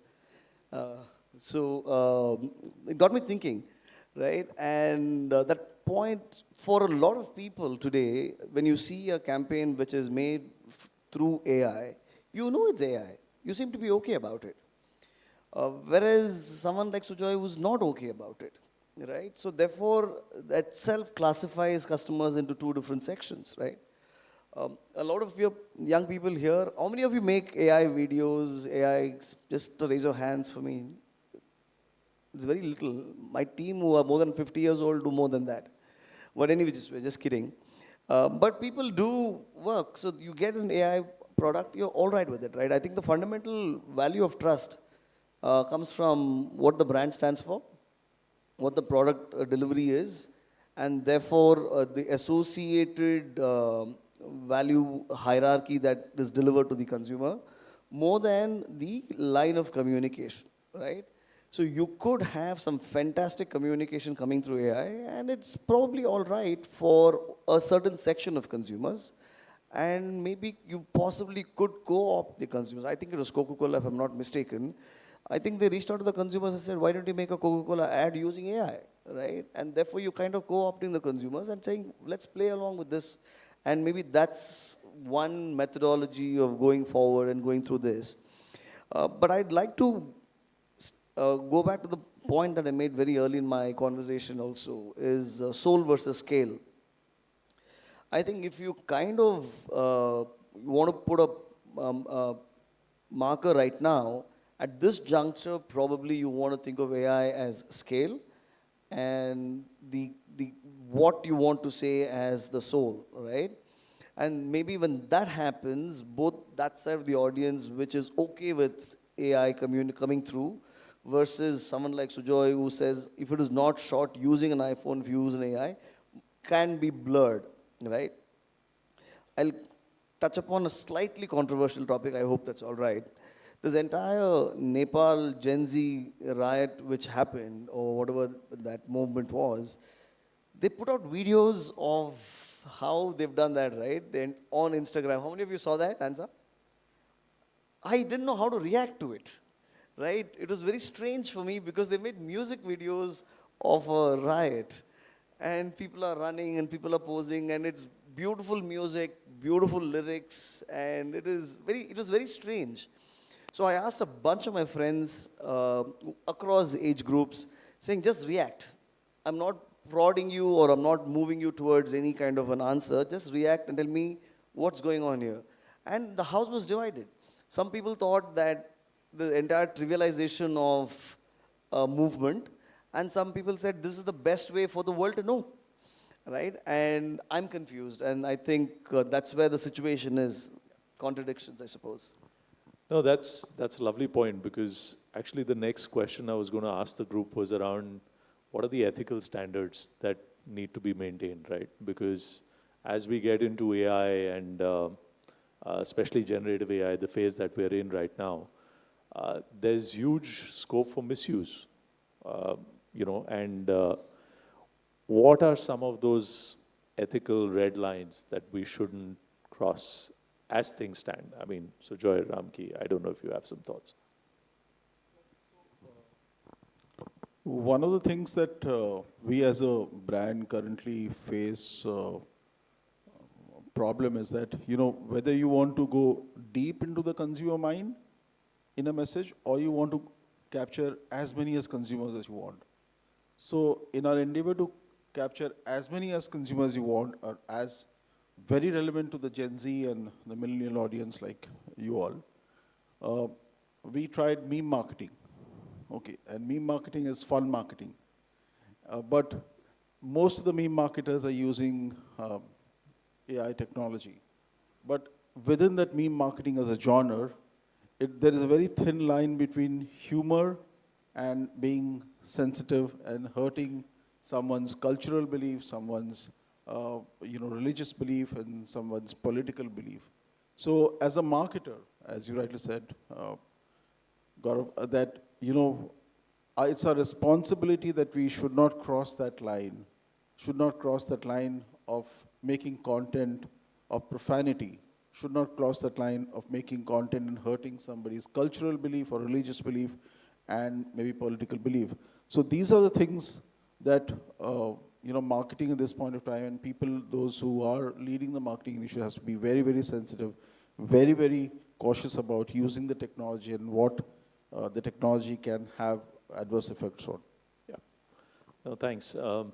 I think we're going to run out of time because we're also caught up in the conversation, but I'll just get to a couple of key things that I wanted to discuss. So, Syed, I wanted to get your view on training and upskilling, right? Because there's so much evolution that's happening in this space, and it's happening so quickly, right? How do organizations, for like youngsters coming into our organizations, how do you equip them for what's ahead? That's a very interesting question, Gaurav, because honestly, I don't know if I have an answer to it, because I'm not sure if the long sermons might tell them what to do, or because we are still figuring it out. But that being said, I think, so I'll go back to a few quotes from my college days. Right? So on the wall of my classroom, it was always written, execution needs strategy for breakfast. Picking a line from there, it's very important to kind of, look at AI as, as a complementing force to whatever we do.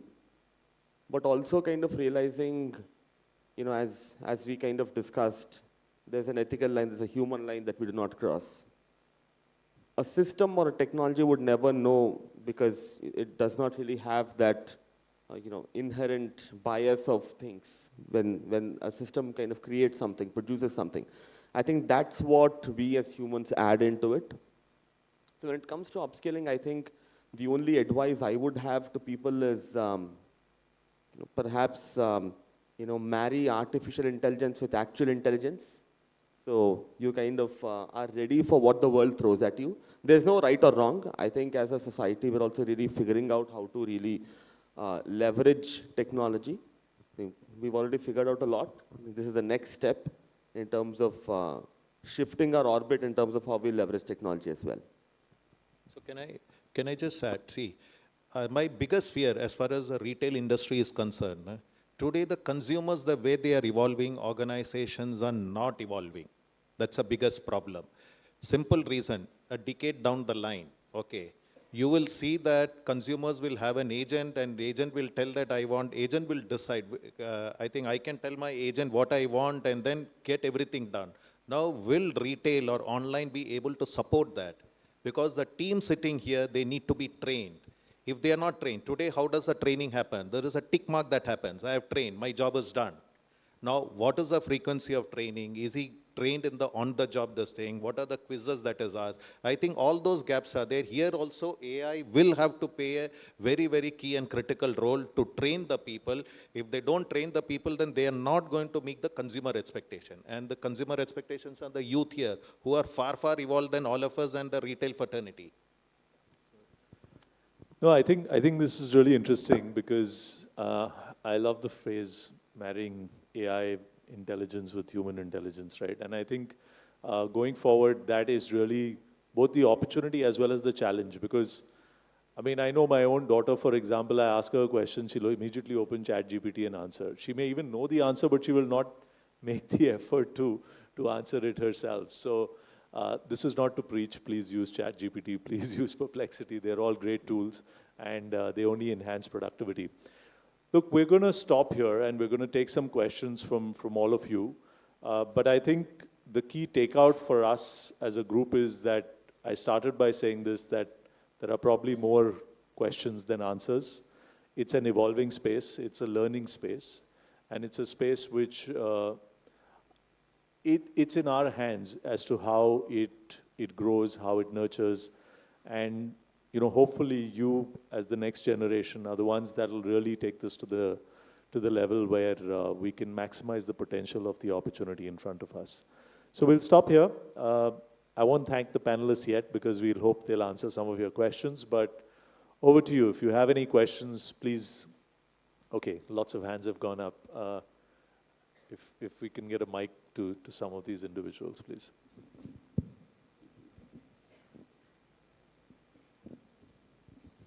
Hello, my name is Shreya Banerjee from MBA1. My question is to Sir Dominic Vijay. And I want to ask that with generative AI raising questions about authenticity and emotional resonance, how can marketing personnels ensure that creativity and persuasiveness is there in their marketing campaigns?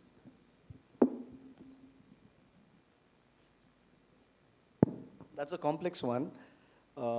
But I suppose the answer has existed for years and years, right? So when we've had Shah Rukh Khan on TV promoting Pepsi, or was it Coke? Pepsi, I think. It was an exaggerated way of communication, right? So therefore, as a consumer, you knew that it was very, very exaggerated. That happens that happens even today. So therefore, if you have to kind of keep the creativity back home, I will kind of touch upon what others also said, is challenge the AI yourself, right? So and you use AI for scale. But for the soul, I think you need to probably be a little more empathetic. So that elements of introspective analysis is a little more critical of any campaign that you want to do. And also the first thing that I said is the consumers in the center of the equation. And with the power that we have, I can treat every single individual as a separate user/persona. So therefore, what would strike a chord, and what am I being empathetic about it, and am I being real about it, right?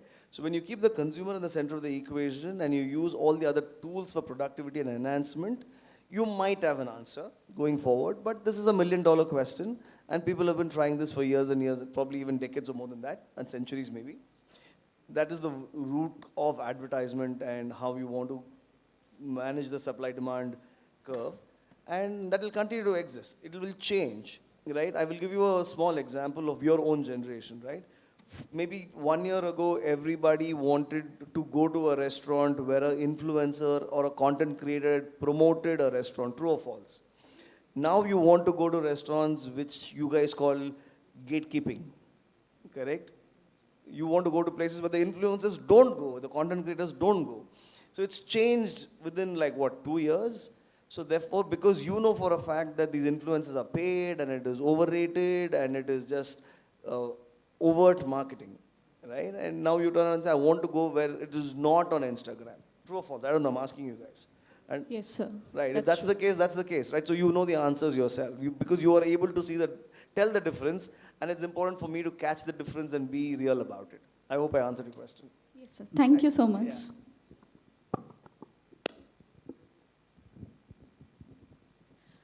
Good afternoon, respected panelists. My name is Anushka and I'm from First Year MBA. My question is to Devang sir.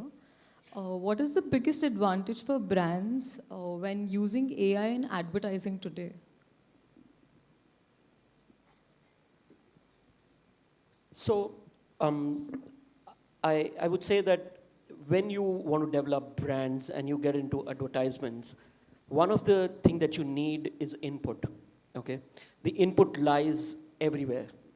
For you to be able to capture the insights of what the customer wants, what your competition is doing, and then being able to link it with what your brand really stands for. And then to come out with something which is an advertisement to the market, this is where AI plays a very important role in getting the full view of things and then having your human intellect to be able to kind of come out with a product. That's the way I would see that.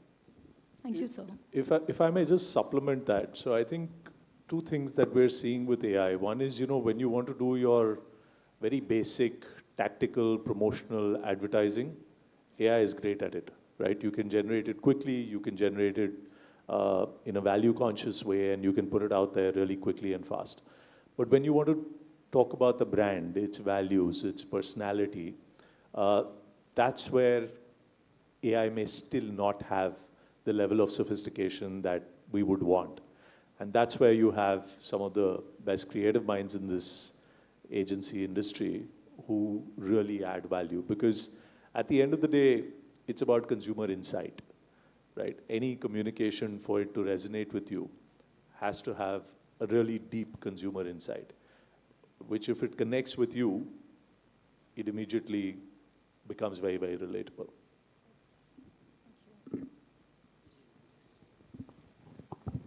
Just to add to this on the human angle, I'll go back to the Asian Paints thing that I mentioned, So there's an ad that, the second largest paint company came out with, which was more focusing on the youth. Now, Asian Paints had a choice on how to react to market. And there were several choices. What they reacted and their advertisement that came out to the market would really reflect on the brand that they stand for and that they believe that they stand for. So, just to kind of give you an example of. Sorry, we can possibly take one more question because I think we've run out of time. So, yeah, please.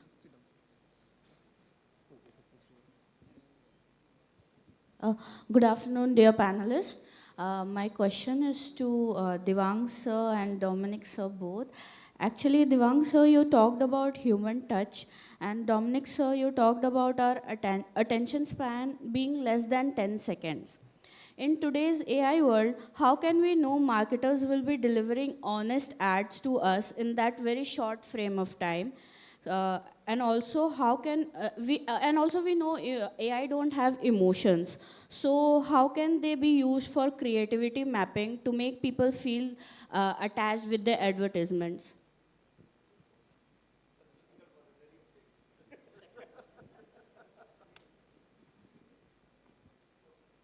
I'll try and answer the second question first. That's easier for me. So, one of the things, that I mentioned even earlier is setting the context. We need to think that you are trying to get information with a very, very brief input that you try to give, And it's very simple. The quality of the output anywhere, and AI is the same. The quality of output that you will get will depend on the input.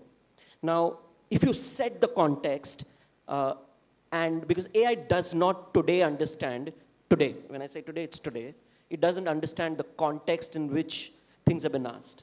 Now, when the larger picture is known, that is when you will still be able to get outputs which are so very focused and linked to what you as an organization or an individual also stand for.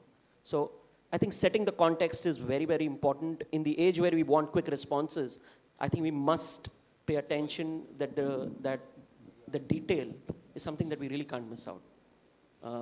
The first question, maybe I'll let him take. The first question was, in today's AI world, how can we know marketers will be delivering honest ads to us in that very short span of time, like 10 Sure. seconds attention span? I don't know about honest, but I can deliver an ad to you certainly. But again, I'll use you versus Sujoy as an example, right? If I have to deliver an ad to Sujoy, I'm talking to him in what the way he understands. I'm using Sujoy as an example because he comes from the advertising and creative, and I think they are the ones who are very emotional about AI, very, very, in a different kind of way. You absorbed it. Okay, great. But to you, it's if I'd spoken to you about aura farming 3 months ago, you would understand it, right? Better reactions, please. True, right? Or can one of you show me what aura farming that thing is? Just stand up, do it, please. Stand up. Go for it.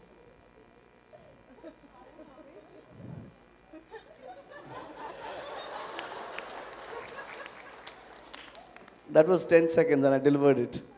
Right? I have to be relevant. I have to be relevant, and for me to catch that, I have to be on the board. Thank you. Thank you, sir. So I think that's a great note to kind of end our session on. I know you have many other questions. Hopefully we can address some of them on sidebars.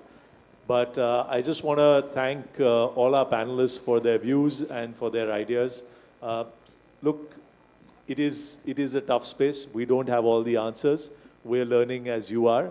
Hopefully we are able to bring to life some of the real life examples of what we do on a day-to-day basis. But it's an evolving space and it's going to continue to evolve. So I want to thank all of you for your attention. I want to thank the panelists for their views. And lastly, I just want to thank the staff and KIIT for inviting all of us here. We had an opportunity to see your beautiful campus this morning. It is absolutely stunning with the amount of facilities that you'll have. It is very inspiring for the work that you'll do across the different socioeconomic levels. And it's been a pleasure to be here. And thank you so much for being an attentive audience. Thank you very much. I would like to thank the panel for this engaging discussion. Your valuable perspectives and thoughts have truly enriched today's session.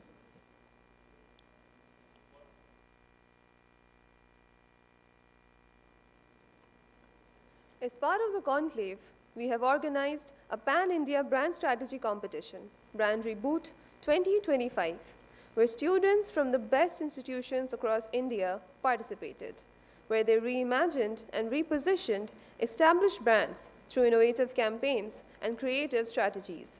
The competition was a huge success, with more than 600 teams participating from India, including students from premier institutions such as the IIMs, IITs, NITs, and other top educational institutions. The second runners-up is Shrishti Agrawal, Manya Singh, Shruti Dhupar from Team Albatross, IIM Sambalpur. The first runners-up is Shivam Singh, Kaustav Kaushik from the Team Double Switch, Maika, Ahmedabad. And the winner is Sambit Kumar Meher, Maitri Pradhan, Rohit Ghosh from the Team Equanimities, IIM Sirmaur. Please give a huge round of applause for the winners. Before we continue, let's sit back and enjoy the conclave video, Voice of Students, made by Team Matrix, the marketing club of KSOM.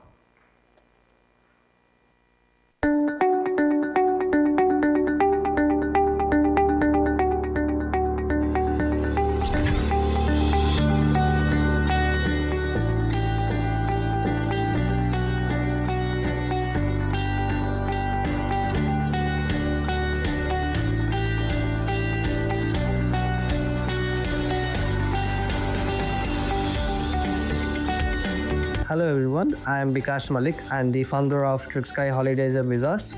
I think brand must use technology for ease of operations and work efficiency, and also to reach mass clients. Earlier it was not possible. But there should also be a human connect to create a good brand. So I believe technology and human creation, human creativity should run parallelly for creating a good brand value.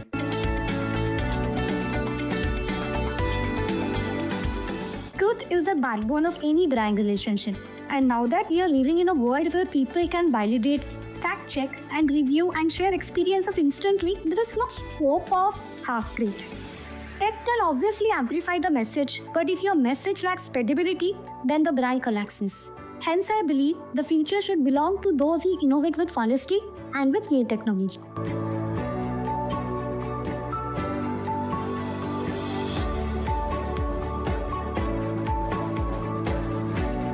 AI can enhance efficiency and personalization, but at the end of the day, the real authenticity comes from the value a brand takes into and the story it shares. The key is to leverage AI as a tool while maintaining a human-centric approach in communication.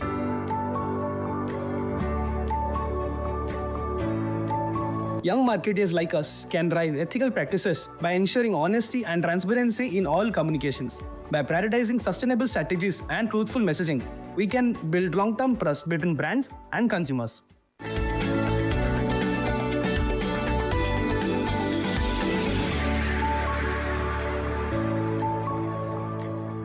Hello, I'm Sambit, MBA first year student at IIM Sirmaur. Competing in brand reboot at KIIT School of Management has been an energizing experience for us as the economites. Reviving Snapdeal's identity and position made us question the theories of consumer behavior and branding. The process turned itself into a real-life classroom. I am Maitri, MBA first year student at IIM Sirmaur. The biggest takeaway for me is confidence that with collaboration and teamwork, we can tackle any complex problems. And we are grateful to KIIT School of Management for giving us this platform to learn so much in such a short period of time. And this win is something that we will always cherish. Hi, I'm Shivang Singh and I participated in the brand reboot competition organized by Kalinga Institute of Technology Management School. The competition was about a brand revival game where we had multiple rounds. The case was pretty interesting. I chose the brand ambassador and I made my own strategies to revive ambassador according to the crime of 2005. I got to interact with a lot of folks from other colleges also, which gave me a chance to diversify my perspectives as well. That's all. Thank you. Hi, this is Shree Agrawal, all the way from IIM Sambalpur. I and my team have recently participated in 16th National Marketing Conclave organized by KIIT School of Management. The experience was seamless. The whole of the conduct was seamless. The team really did a great job. We had a great experience there and we are really, really glad to be a part of it. Thank you, team.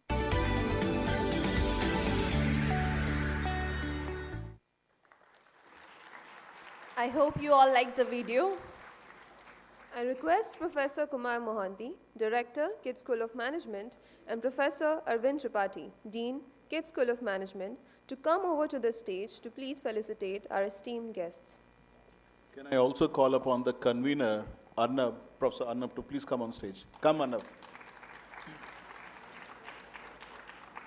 I will be calling the guests in the order they appear in the agenda. Mr. T.M. Ramakrishnan, Senior Vice President, Geomart Digital, Reliance Retail.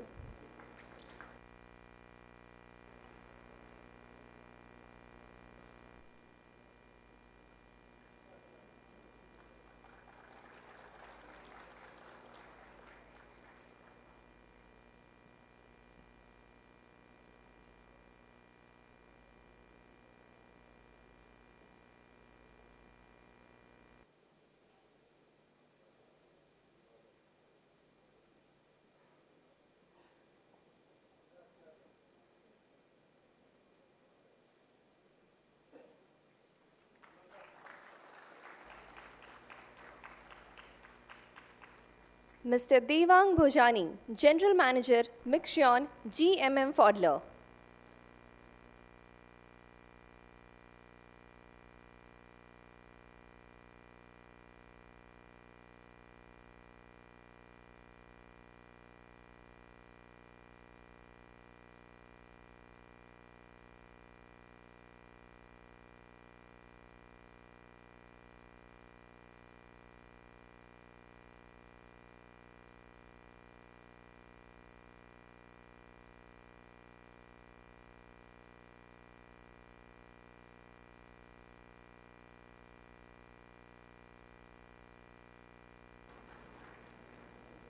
Mr. Dominic Vijay, Head of Marketing, Agio.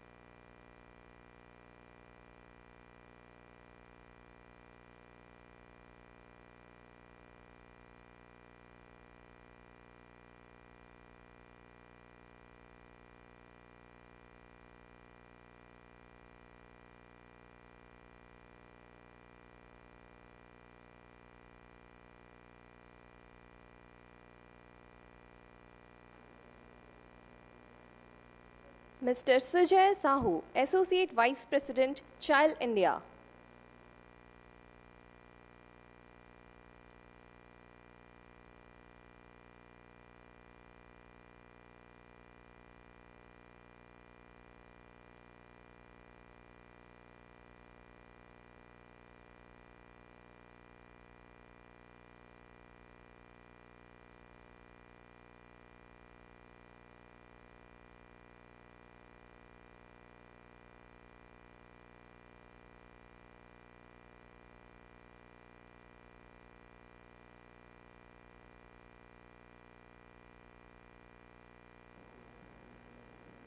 Mr. Gaurav Rajput, Chief Marketing Officer, Bennett Coleman and Co. Limited.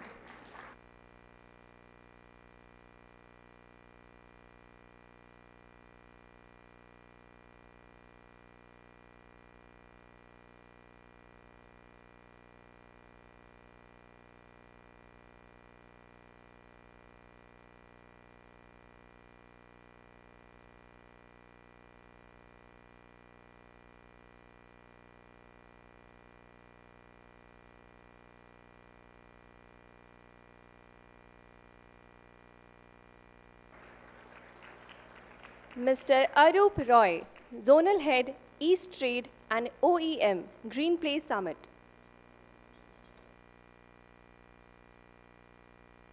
He is also our alum.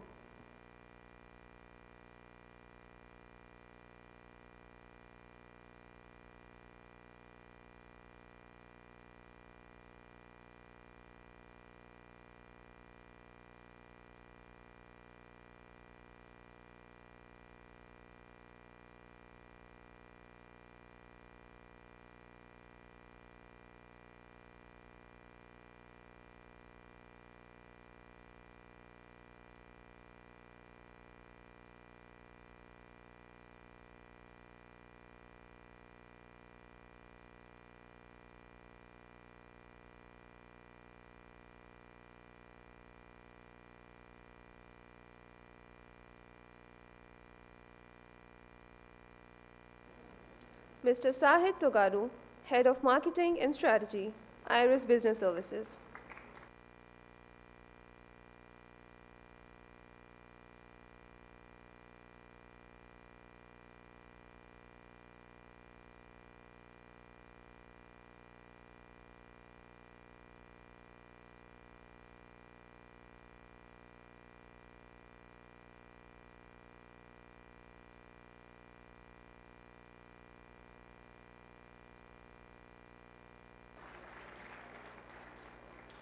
Mr. Rakshit Sinha, Brand Strategist, Aequitas Investments.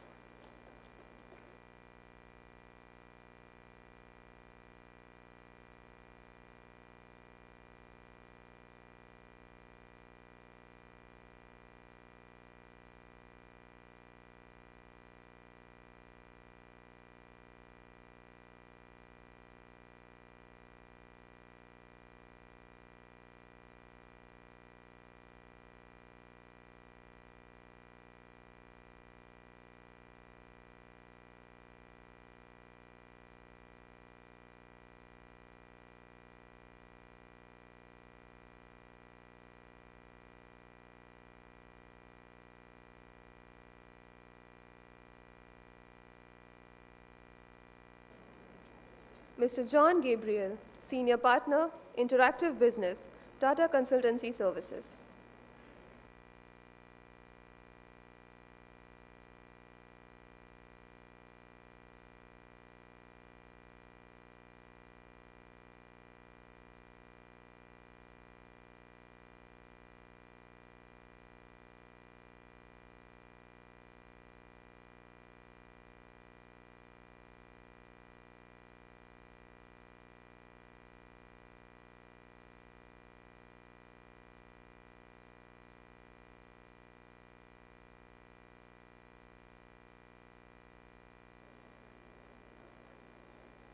Ms. Sunanda Chugh, Chief Operating Officer, 4 Minute Smile Marketing Services Private Limited.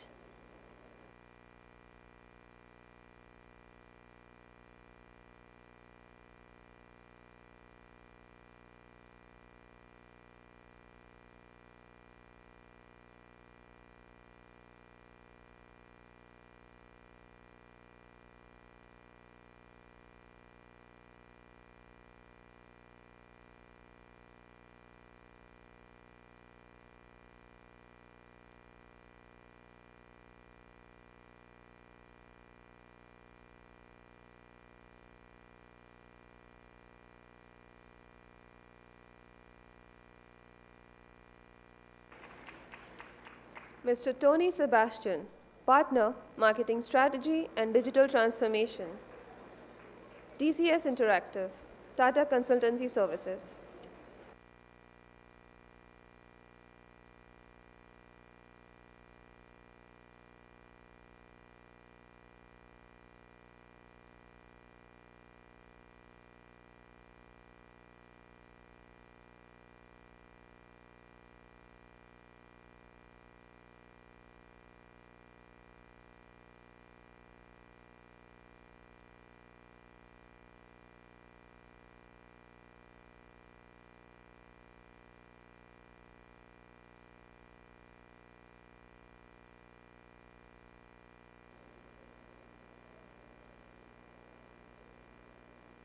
Mr. Achinto Mahato, Country Head, Laundry Sales India, Electrolux Professional. He is also an alum.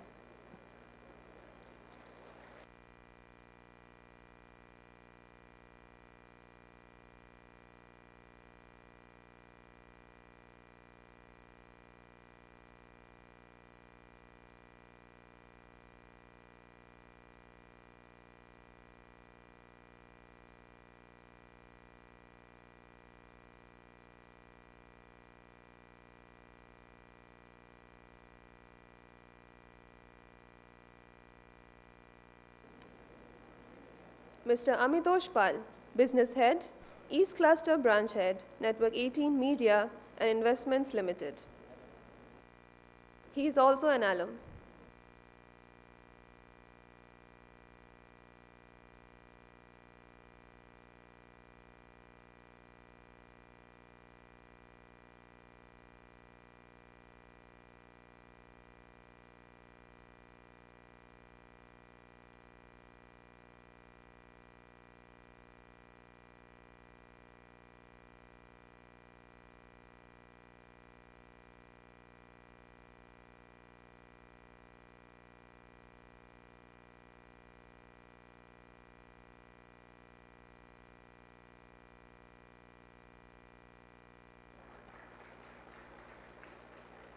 Mr. K. Nandakumar, Vehicle Sales, Isuzu Motors.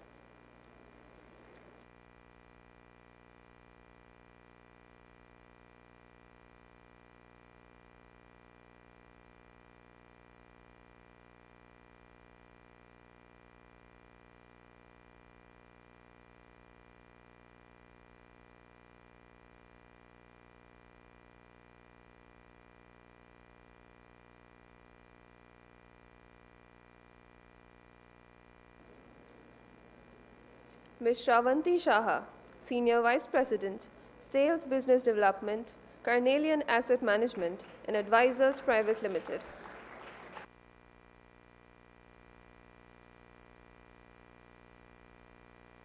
She is also an alumni.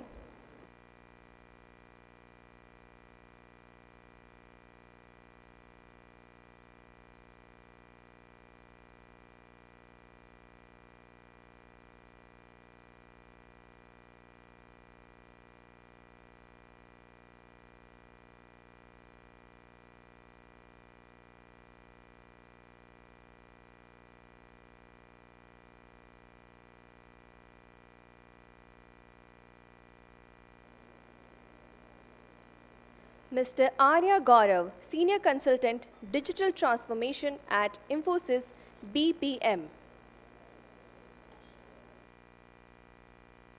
He is also an alumni.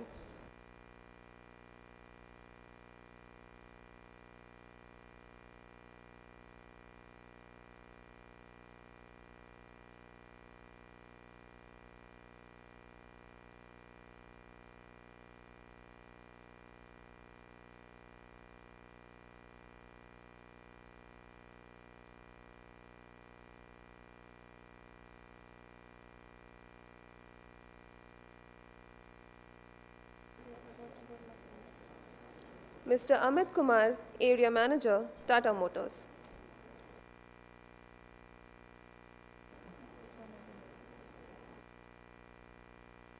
He is also an alumni of KIIT School of Management.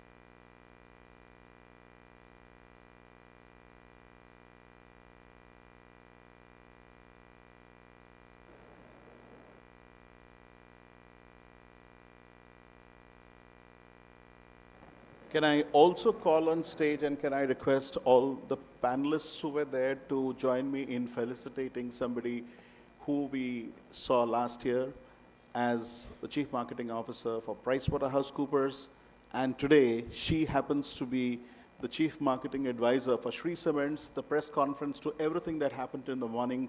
I think, Nandini Madam, you deserve a big round of applause, and can I request you to please come on stage. May I request the panelists to join me in felicitating her.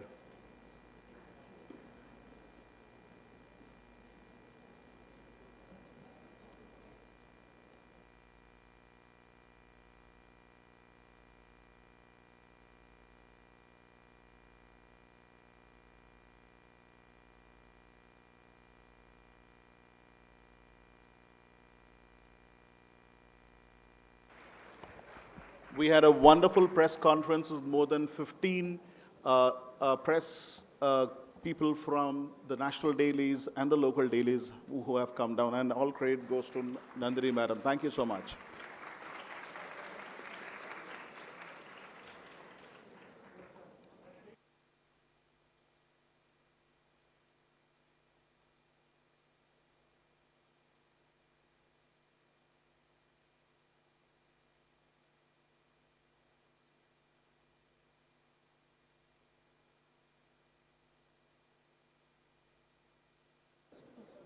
That brings us to the end of this session.